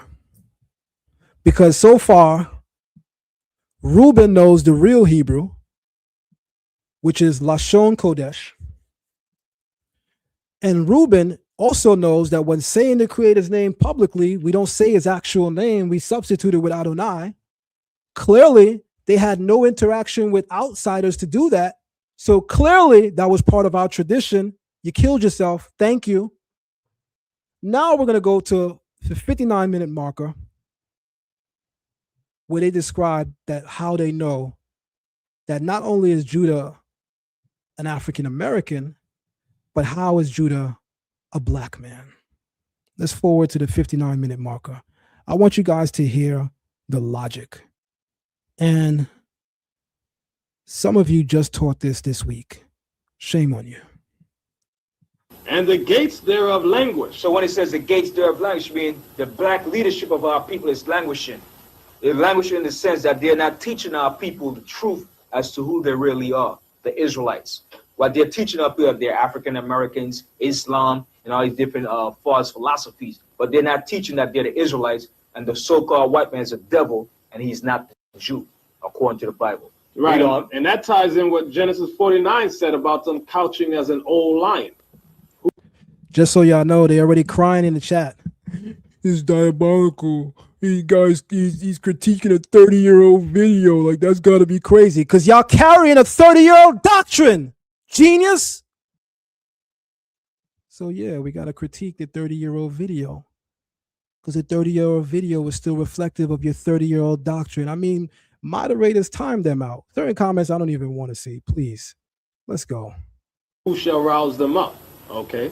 So that's what also goes into that language. Our leaders are languishing because they don't know what to teach the people. Okay? It says, they are black unto the ground. So it's showing you that Judah is black unto the ground. Meaning what? They're dark-skinned people. My God, you couldn't possibly be this slow. You know, over the years, I'd watch Vocab Malone. He's going to clip this part. I've watched Dr. Michael Brown and others battle with various Israelites and Israelite groups and try their best to relate to you guys that, like, this is bad theology, this is bad exegesis. And you guys just didn't get it at all. You'd rather take the racist rhetoric of the white man than his honest criticism. You'd rather carry his racist rhetoric that blacks are drunks, that the Mexicans are the real hard workers because blacks are lazy. You'd rather carry that. But when the white man offered you an honest critique for your very poor level of scholarship, you didn't want to listen. Good brothers in the video, Judah is black unto the ground. Can I tell you something? It's what we call a contrasting term. I'm going to stop showing the video in a couple of moments and finish my presentation where I'm going to get into this with more depth. But I'm going to release this one a little early. When the Torah and the Tanakh says Judah is black unto the ground, it's what we call a contrasting term. Let me explain if you don't understand what that means. A contrasting term is white, black, fire, water. Saying Judah is black unto the ground is contrasting Judah's current condition, his moral decadence, his failure before God and man, and contrasting it against his once glory. It's a contrasting statement. Many of y'all really didn't pass 5th grade with this type of logic. Because if your logic is accurate, then do you understand the implications of what you're saying? If Judah is black, why would they say Judah is black unto the ground? You do know black is a social construct that does not exist during the time of these writings? You do know that, right? You do know that no one had the issue of you're not this because you're black and you're this. But you do know in the writing of the Bible in those times, the social construct of black, white, none of that existed. There was no need to point out his black skin. Duh. There's nobody combating that. That's you looking at it with a modern lens, projecting your failed attempt at exegesis. That's what's happening here. And you have thousands of people following you in this stupidity. This is nasty work. Hashtag it. One West doctrine has to die in order for Israel to advance.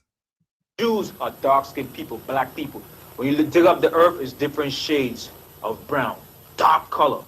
And we're going to prove it more in the historical books. That's 30-year doctrine too? Because some of y'all taught it this week. You got to be kidding me. With that being said, the link to that video was in the chat. In case you didn't catch it, I'm going to throw it in there once more. I'm not done. I'm not finished. There's more. And by the way, Tonight's presentation is part 1 of part 3. I will do part 2 when someone from their community jumps out the window. And then I will just do part 3 to put the nail in the coffin. Here we go.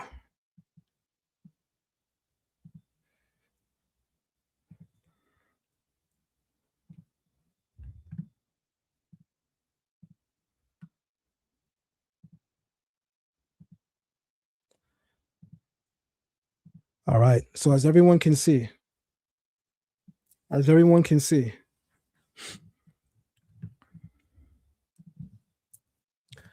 these claims are embarrassing. And if Israel as a community, as a nation, is to advance, one West doctrine has to die. There's no other way to put that. And when I say one West doctrine has to die, is that everything they teach?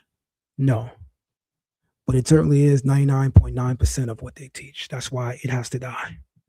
Because there's not enough to sustain it living. There's not enough good in the teaching to sustain it for more life.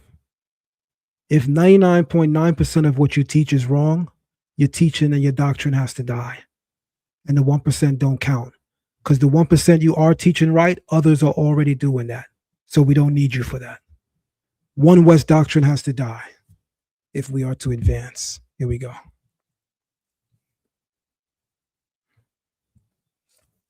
And this is the book that he was quoting. The name of the book is Lost Tribes and Promised Lands. In Lost Tribes and Promised Lands, references do appear to early claims that Native Americans, Indians, and older European terminology were descended from lost tribes of Israel, including occasional speculative associations with the tribe of Reuben. So this is certainly a claim made by the author. However, what the author doesn't do, and those who parrot this claim certainly don't even know how to do, is source information. You see, guys, you can't simply say that something is without demonstrating it. You know, scholars have a saying, and that saying is demonstration beats conversation. The hell with what you're saying, prove what you're talking. The Native Americans, are some of them Israelites? Yes. Are all of them Israelites? No. Are they from the tribe of Reuben? Show me. What's your proof? Because if your proof is the European Jew that you say you hate wrote about it in his book, Lost Tribes and Promised Lands, without himself providing historical citations to affirm that they're Reuben, guess what you just did? You just made sacred the very white man you said you hate. That's why one West doctrine secretly idolizes the same Edomite that you say is the white man. That's incorrect doctrine too. More on that later. Y'all are all over the place. The book does not present these claims as verified history. The author doesn't cite his sources. He doesn't present factual information that substantiates his claim that the natives are Reuben. So y'all want to hear a bomb? When the 12 tribes chart claims that this was a vision from God sent to Ariyah, no, it wasn't. It was Ariyah reading the book of a European Jew, the same European Jew he says he hates. And the European Jew wrote in the book that the northern tribes, namely Reuben, are the Native Americans. And he took that and put it in a chart without telling you where it came from. That's nasty work too. The book does not present these claims as verified history. Rather, it documents how such ideas emerged primarily from early European settlers, missionaries, and theologians who were driven, listen to this, by a desire to biblicize the New World. Many of the Europeans newly arriving in America, many of them were Christian. And they saw America as the new, quote unquote, promised land. And in their attempt at building this new promised land, guess what they're going to need? A new chosen people. Guess who they absolutely not going to say is the chosen people? the people that they enslaved. But what they will do is say that the natives, they're the chosen. Even though Thanksgiving shows you what they think about the chosen. Come on, talk to me. And they say that that's Reuben. So the 12 tribes chart is based on European Jewish thinking that's not cited in history, even though it's part of One West doctrine not to trust a European Jew. This is wild crazy. This is crazy. By framing the Americas within a biblical ethnological scheme, these writers sought to validate colonial expansion, Christian missionizing, and theological worldviews by forcing indigenous peoples into Old Testament lineages. The assignment of specific Israelite tribes, such as Reuben to various native nations, was therefore imposed from outside based on superficial cultural comparisons, linguistic coincidences, and biblical imagination, not on indigenous tradition or historical evidence.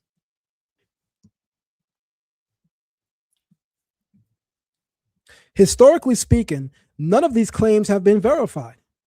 You know what simpletons do? It's true, it's true. How you know it's true? I got the book, it said it in the book. Okay, so I could write a book right now, and in the book, I could write that right is left, left is right, down is up, and up is down, fire is water, and water is fire. So because I can show someone that in a book, that means what I said is, y'all gotta be really retarded. With all due respect, disrespectfully, you have to be really retarded with some of the logic.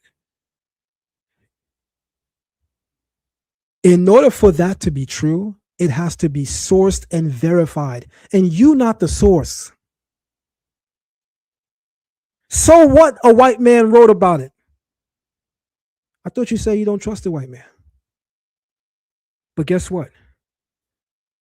You're contradictory because you trust him so much, you accept his words as law without even attempting to verify it, without even questioning the fact that the white man didn't even source it himself. For you, the white man said it is true too. So why are you out here faking it?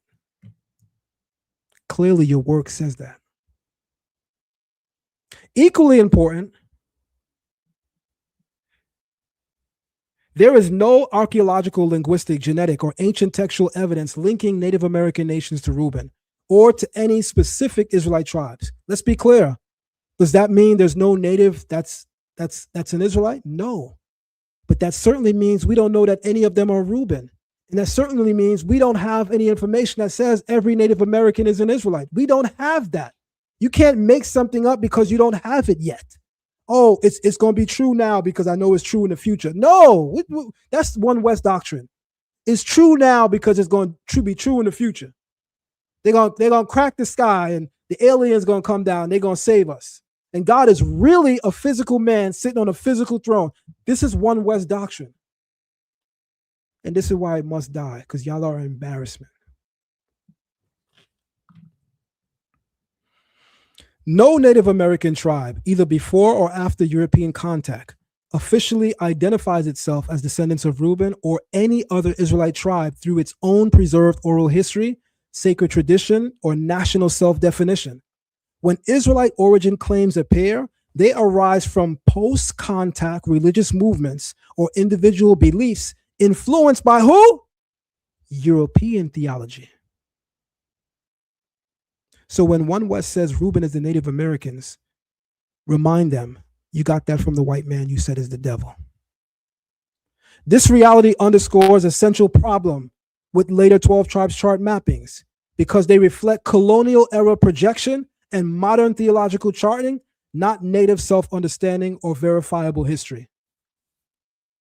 The 12 tribes chart died 10 slides ago. It's overkill at this point.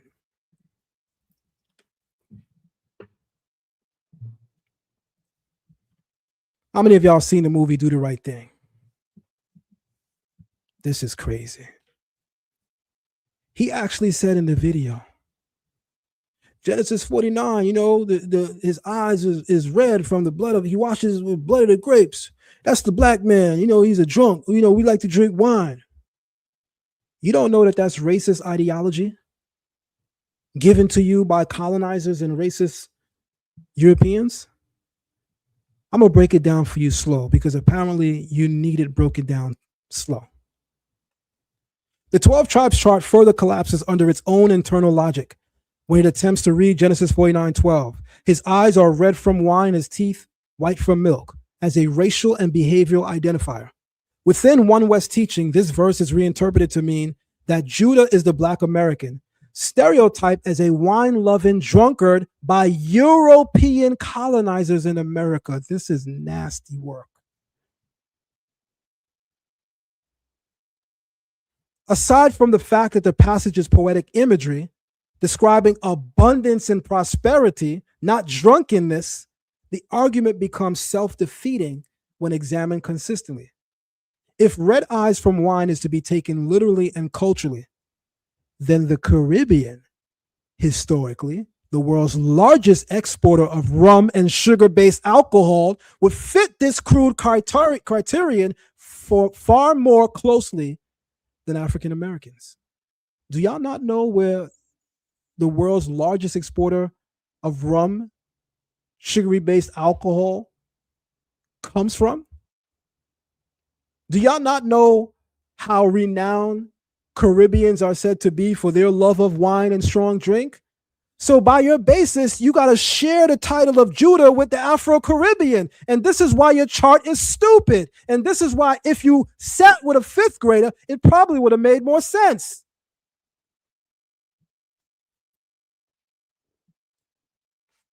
Look on the right. This is a man acting in a movie. Ozzy Osbourne was in a, he was an amazing, I know I butchered his name. He was an amazing actor. Amazing actor. Somebody put his correct name in the chat for me. And he's acting in the movie Do the Right Thing. And yes, in the movie, he plays a drunkard because the movie, in part, it parrots various stereotypes projected upon us by Europeans that are racist. Racist ideology in America long portrayed Black people as drunkards and lazy, but you need to know why they did that.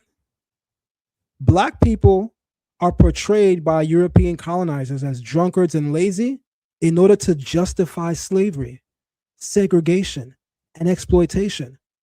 And you use it to justify the 12 tribes chart because you're just as dumb. The One West interpretation of Genesis 49 repeats these same stereotypes. Ozzie Davis, thank you so much. The One West interpretation of Genesis 49 repeats these same stereotypes by turning poetic language about abundance into a claim that Judah is a Black American drunkard, stripping the text of its true meaning. Rather than restoring Israelite identity, this approach unintentionally revives the very racist caricatures once used to dehumanize Black people. This is crazy. Let that be the Israelite hashtag until it's dead. In order for the Israelite community to advance, One West doctrine has to die. Hashtag One West doctrine has to die. Not its followers, not its proponents, but the doctrine. Humble yourself. But I know. You can't admit you're wrong, right?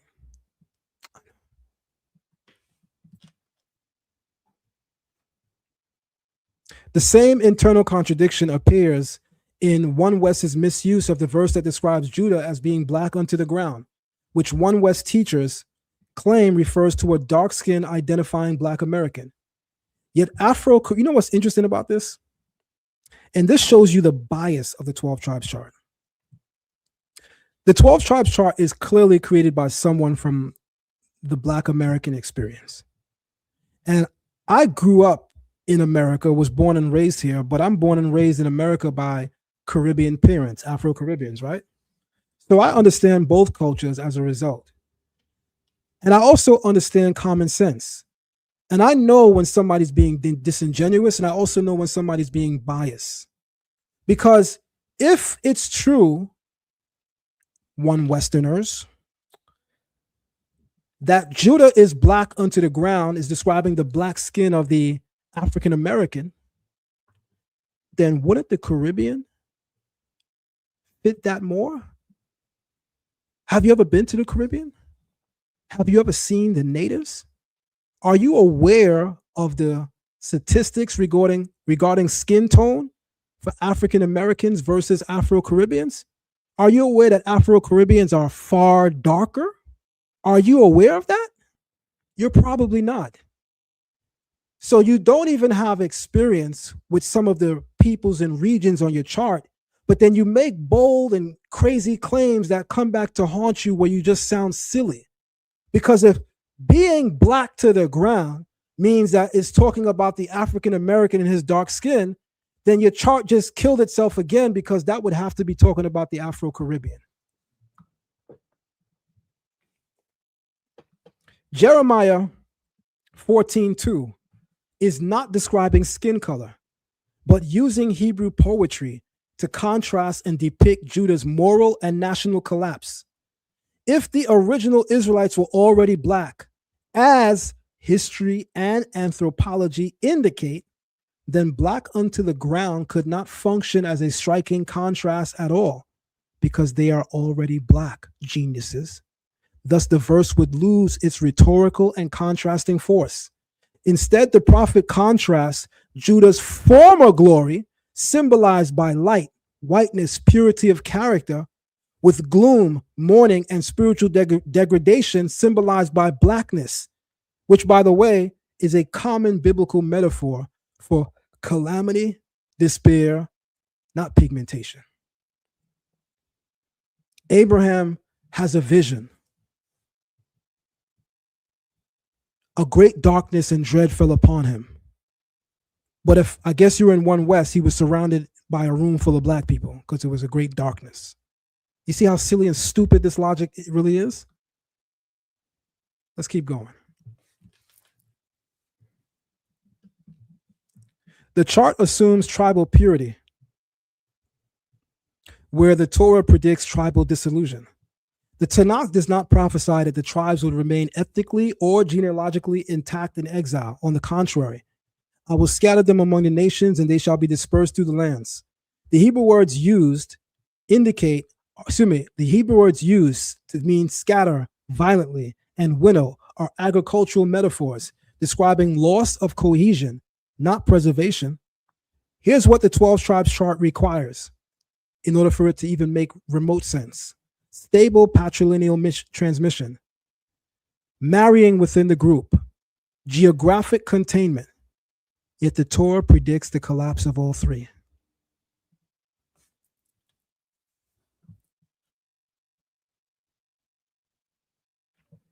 The chart ignores forced intermarriage and sexual violence. One of the most uncomfortable realities of the slave system is also one of the most destructive to tribal claims. Enslaved women were routinely raped. Children were born of mixed ancestry as a result. Lineage was legally chased through the mother's enslaved status, not the father, as a result of the grape. This reality alone makes tribal assignment impossible even after one generation. This reality alone makes tribal assignment impossible after even one generation. The book Soul by Soul documents how children produced under slavery were commodities first and kin second, erasing paternal lineage almost entirely. Thus, from a Torah perspective, tribal identity is patrilineal. Slavery systematically destroyed the very mechanism by which tribes could be preserved. Slavery systematically destroyed the very mechanism by which tribes could be preserved.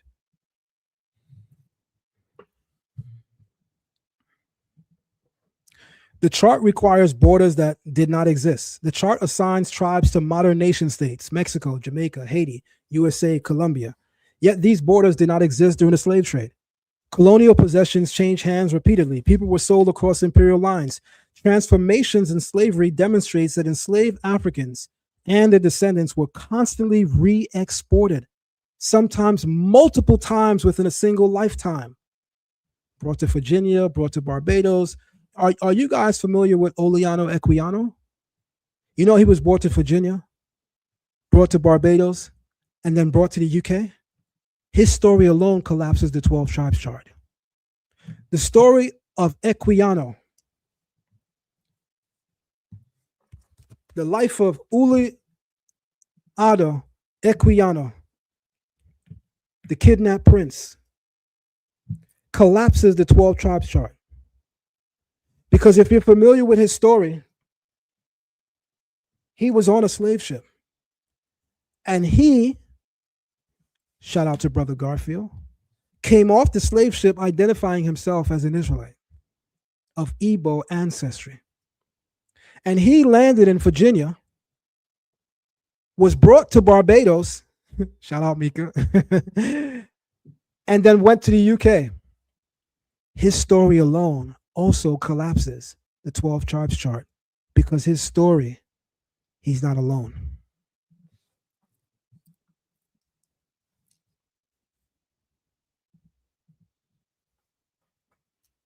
The chart conflicts with prophecies of Israel becoming like the nations. The prophets repeatedly state that Israel in exile would lose distinction. Ephraim mixes himself among the peoples. The word Yit Bolel literally means to be blended, diluted, indistinguishable. Yet the chart insists Ephraim is the Puerto Ricans. Manasseh is the Cubans. Again, let's be clear because we know someone slow is going to go on Facebook tomorrow and repeat what I said wrong. Do I doubt that Puerto Ricans are related to ancestral bloodline Israelites? No. Do I doubt that Cubans are related to ancestral bloodline Israelites? No. What am I saying? We don't know that Puerto Ricans are Ephraim, and we don't know that Cubans are Manasseh. No one knows that. For those of us that follow the teachings of the Bible and that have faith in the word of the Bible, we know a prophet is required for that. And guess what Ariah was not? He was not a prophet. We have been mixed and scattered so much that it literally takes the work of a prophet. You notice there's clues to this in the Bible, right? In the book of Malachi, right? In the King James Bible, in the English translations, that's the last book of the Bible. We know in the Hebrew Bible, the last book of the Bible is Chronicles, but in the English versions, the last book of the Bible is Malachi. In the book of Malachi, Malachi says something about Elijah, that he will purify in the end days the sons of Levi. Elijah is the one that our Bible prophesies to return. And Malachi says Elijah will purify the sons of Levi. So I have a question. How is he able to purify the sons of Levi unless he knows who the sons of Levi are? And if he knows who the sons of Levi are, then clearly he knows who the other tribes are. That work would require a prophet. And we know Ariah, with all due respect, was not that. Because with all due respect, if you don't know that Shalom is not Shalom, you certainly are not a prophet of God. I'm sorry.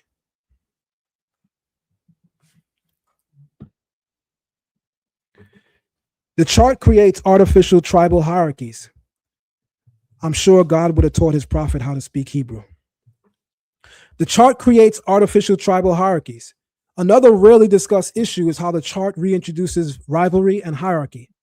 Judah elevated above others, of course. Levi is isolated and romanticized. Oh, Levi works voodoo, so Haitians work voodoo, so they got to be Levi. Certain tribes portrayed as more faithful or chosen. This contradicts prophetic eschatology. In those days, the house of Judah shall walk with the house of Israel. The end time vision is reunification, not tribal ranking. Slow down.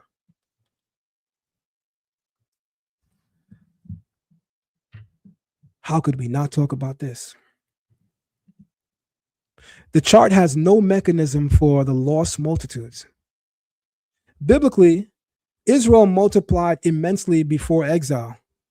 It says, yet the number of the children of Israel shall be as the sand of the sea. The chart accounts for select Black populations. The Black American, the Black Caribbean, the Native American. Select indigenous groups, select Hispanics.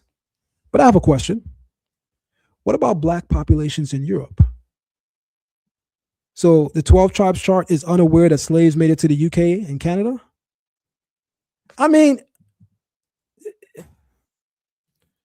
if a fifth grader helped you, it would have been better. What about Afro-Asians?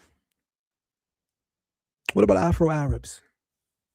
What about Israelites that are in those regions of the world?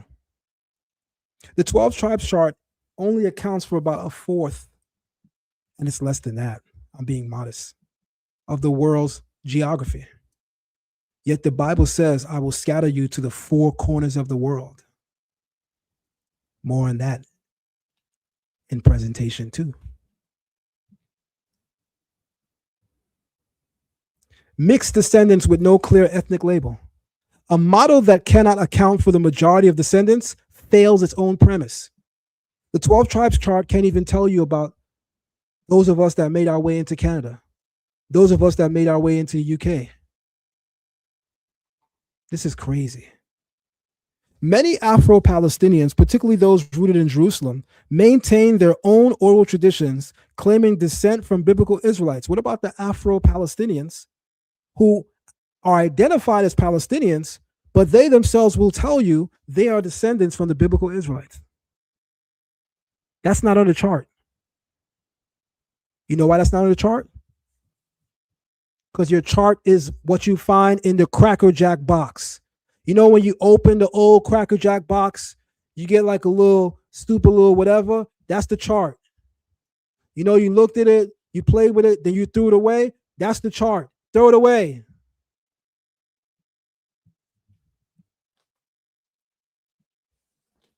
The chart freezes identity in exile, while the prophets place restoration in the future.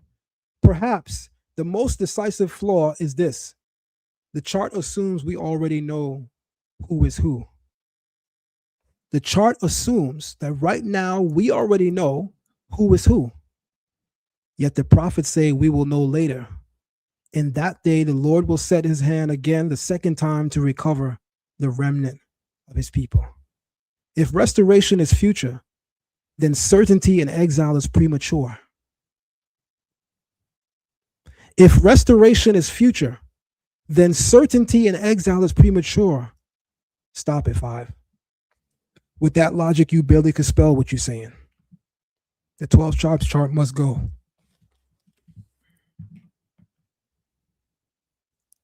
I know y'all don't like dirty, stinking Africans in the One West community, right?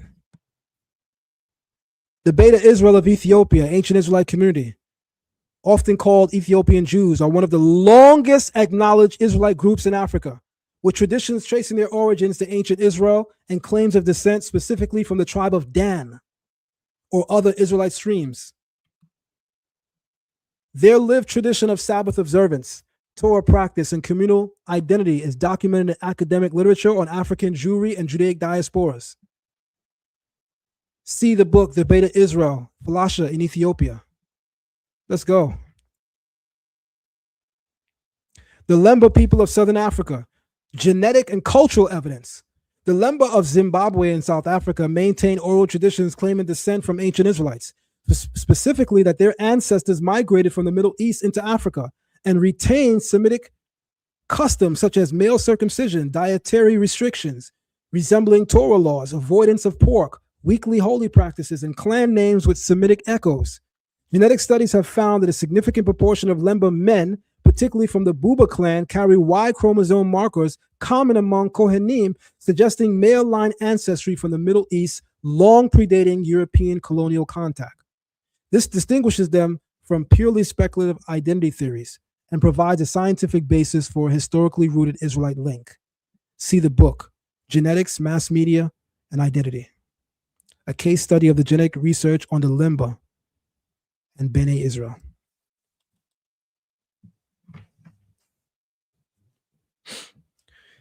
Igbo Jews of Nigeria and other West African groups, y'all do know that your doctrine says that we was taken from West Africa, right? Y'all are aware of that, right, One West? Okay. Among the Igbo people of southeastern Nigeria, there's a long-standing movement identifying with Judaism and a belief in descent from one of the 10 lost tribes, often linked to Gad. Although the narrative lacks unambiguous ancient documentation and mainstream Jewish authorities do not universally recognize them as Jewish, so what? Igbo Israelite practice and identity have grown organically with synagogues, liturgical Hebrew learning, they not learn in Lashon Kodash, and self-defined Israelite communities rooted in oral memory and faith. It is important to distinguish their lived Israelite identity today from simplistic tribal chart models that arbitrarily assign all groups to biblical tribes without a shred of evidence.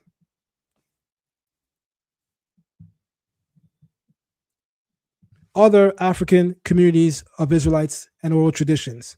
Beyond Beta Israel, Limba, and Igbo, there are smaller groups such as the House of Israel in Ghana that claim descent from ancient Israelites or Jewish traditions.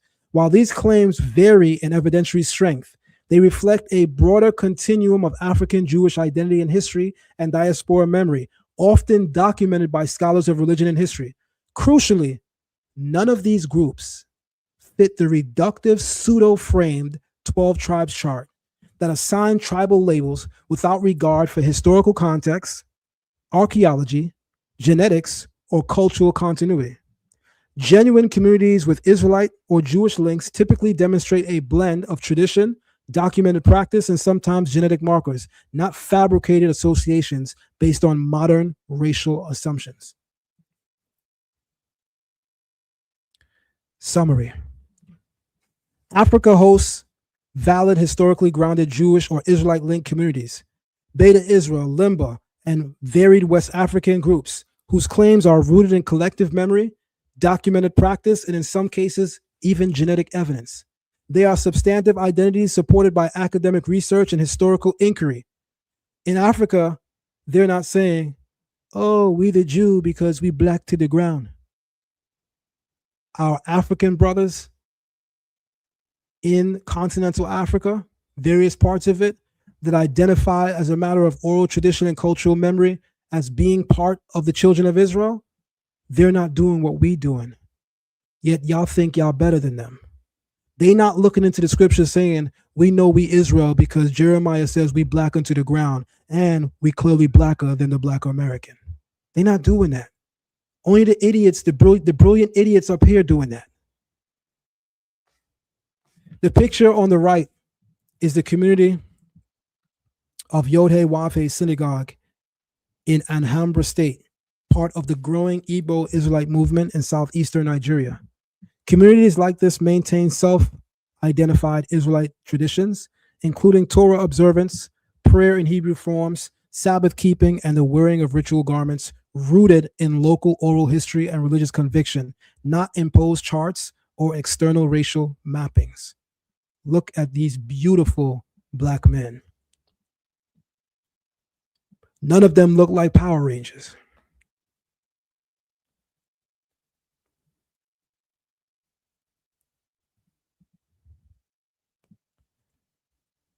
Conclusion. The 12 tribes chart fails because it tries to organize what the Lord explicitly said would be disorganized. The 12 tribe chart fails because it tries to organize what the Creator explicitly said would be disorganized. Exile destroys memory. Slavery destroys lineage. Scattering destroys borders. Mixing destroys purity.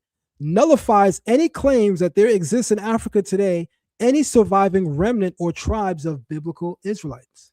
Your 12 tribes chart fails because it nullifies any claims that there exists in Africa today any surviving remnant of tribes of biblical Israelites. That's why, in part, the 12 tribes chart fails. None of this negates Israelite descent. It confirms biblical prophecy. The task now is not to cling to charts, but to prepare for restoration through Torah, repentance, humility before truth, and righteous application of the commandments. With that being said, I am your brother, Zion Lexx. Thumb up the video, share the live stream, support the platform. Join me, join us at Learn Torah Hebrew Academy. Much love to you all. Thank you, moderators, for your amazing work. Thank you to the entire Israelite community that showed up. Much love to One West. I don't hate One West. I hate One West doctrine.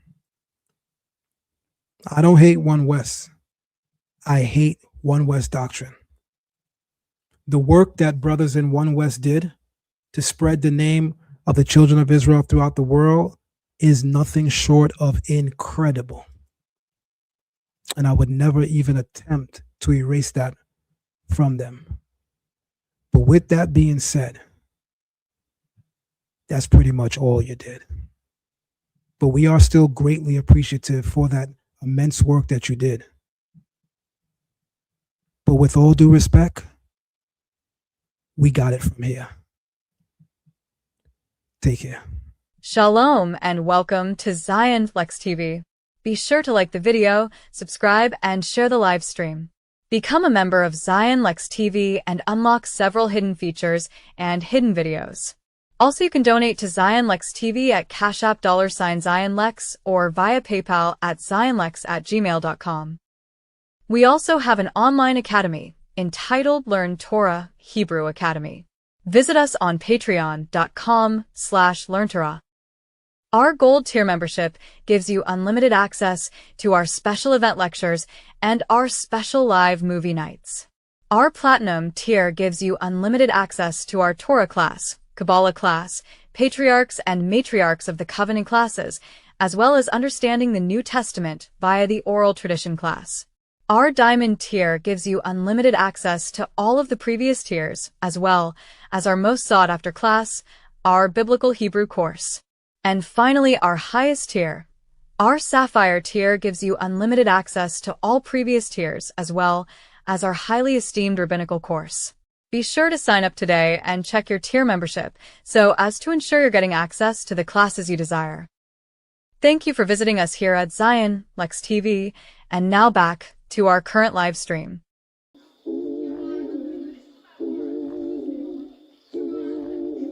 Send you the first. Send you the first. We going out.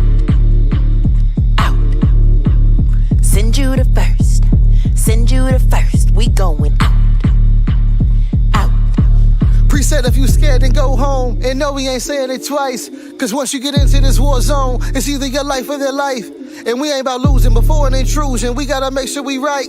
So we send praise and seek his face. Then we load up it is on site. What you thought it was, it's not. Don't wanna see us on your block. Yelling hallelujah, trying to tell y'all that victory is sure shot. We serve y'all by oath, and in this army of hosts, yeah, Yahoo the lead. True indeed, in his name we boast. Go. Send you the first. Send you the first. We going out. Out. Send you the first. Send you the first. We going out.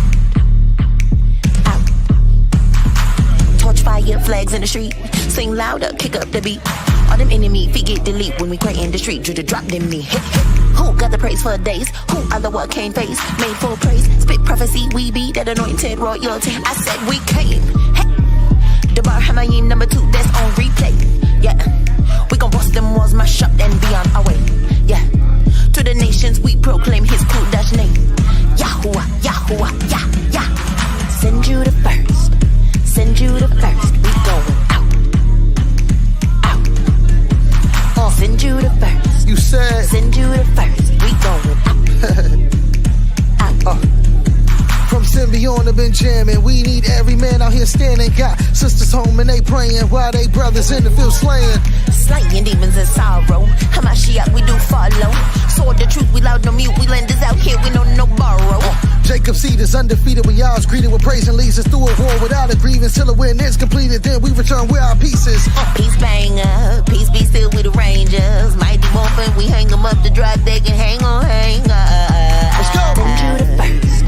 Send you the first, we going. Send you the first, send you the first, we going. Send you the first, send you the first, we going. Out, out.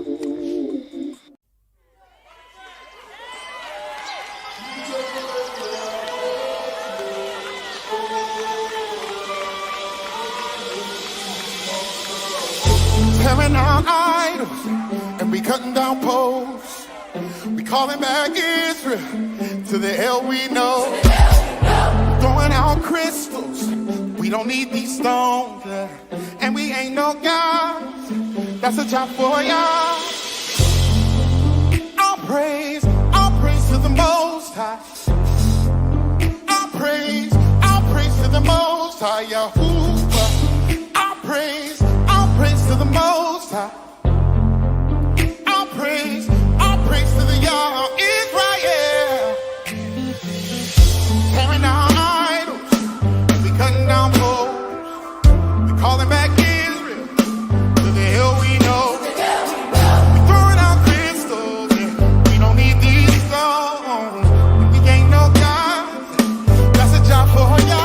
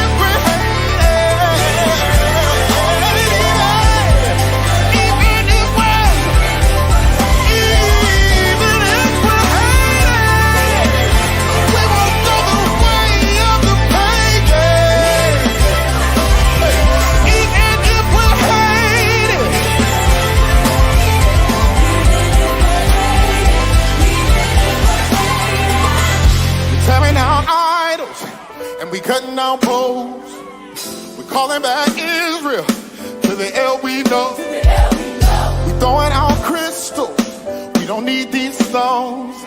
And we ain't no gods, that's a job for y'all. Everybody help me say all praise. All praise to the Most High. I can't hear you say all praise to the Most High. All praise to the Most High. Hey, all praise.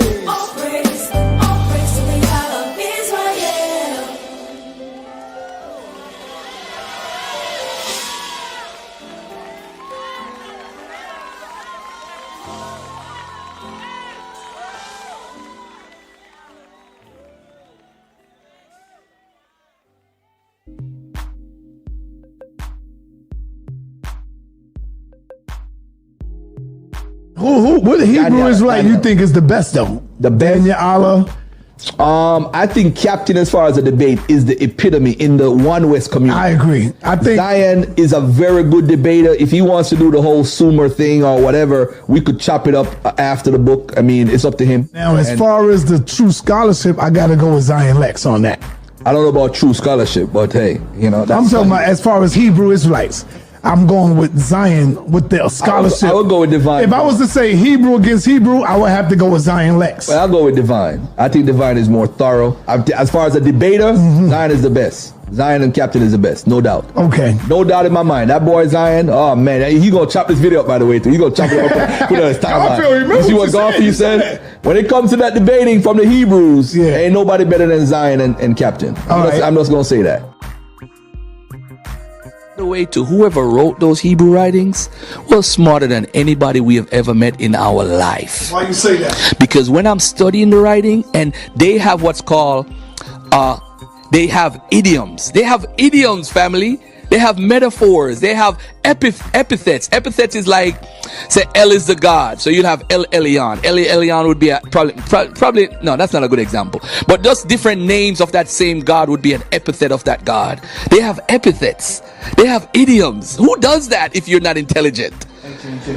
I know that, but I'm just saying they had some sort of numerology in there. When you see Zion going into the whole gematria stuff, that's later on, but they did have some sort of gematria in numeric, alphanumeric thing going.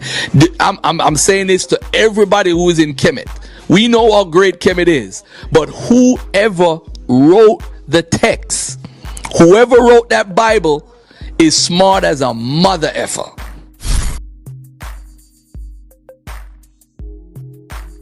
I was personally very amazed by your level. I was not judgmental at all. I did not knew. But what I've seen today in many yeshiva that I put my legs where I went through, many are not at your level at all. And I will really say to all the people who study under you to believe that they have a real master. Because the way you receive us, the way you explain the Torah, the fire you bring through your explanation, it's like a stamp on the fact that you are a real one, a real sages. It will be my honor to share, to talk more about Learn Torah Hebrew Academy. But you dress like a Ben Torah? And and people are bothered by that? Or like even say this idea of like saying like, why would I not call Rav Zion HaGadol? Why would I not? How many people has he been teaching for how many years? Do you know what greatness that is? To even have the merit to teach Torah to people? That God even gave you, put you in a position in life that's something that people, you know how many people I've met? They're like, yeah, you know, Rav Zion's, I used to learn with him, blah, blah, blah. Like I told you, the Hart family, right? Yeah, amazing family. Yeah, they're moving to Israel, right? Or maybe they're already here, who knows? But the point is just saying that, like, they were inspired by your teachings, right? And there's been so many other people who've been inspired by your teachings. Oh, my king. Shalom, my great brother. And you know, when people say so many great things about you and say that it takes one to know one. So I can reverse all of those things, you know, right back to you, because I've been following you for a long time. And, you know, the immense knowledge I learned from you, the respect that I have for you, the honor that I give you, you know, as one of the great teachers in the Israelite community, and not only to the Israelite community, but to our family, wherever they may be found, is one that is second to none. And I do appreciate the work that you've been doing and that you do, and you don't know how much you inspire me, you know, so I wanted you to know that as well, you know, that you have that type of effect on brothers and sisters. You know, you may just been started following me, but I've been following you for a long time. And a lot of what I know actually came from, you know, some things that you had shared that I needed to go and to research deeper. So I want to tell you how much I appreciate you and how much I love you and how much is an honor for me to even be invited to your platform, my brother. I mean, you know, I don't take this lightly at all. I'm very appreciative of it, and thank you.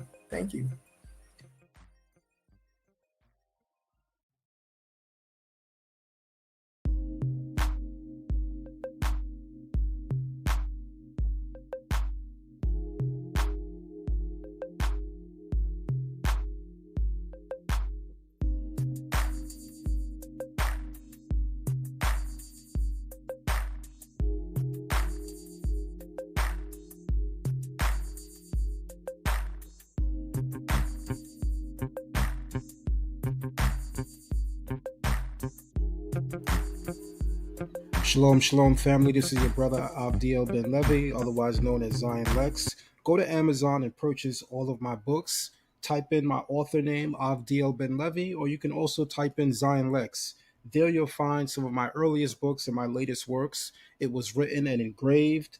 The DNA of Sound, The Star of David Controversy, Ancient Kemet on Trial, Patriarchs of the Covenant, Matriarchs of the Covenant, and my two foremost books that are critically acclaimed on Amazon, and even one has become a bestseller, and that's going to be the Messiah Codex Volume 1 and Messiah Codex Volume 2. So go to Amazon.com today, type in my name, Abdiel Ben Levi, otherwise known as Zion Lexx, and there you can purchase all of my books. Peace and shalom, family. Listen, Genesis chapter 11, verse 10.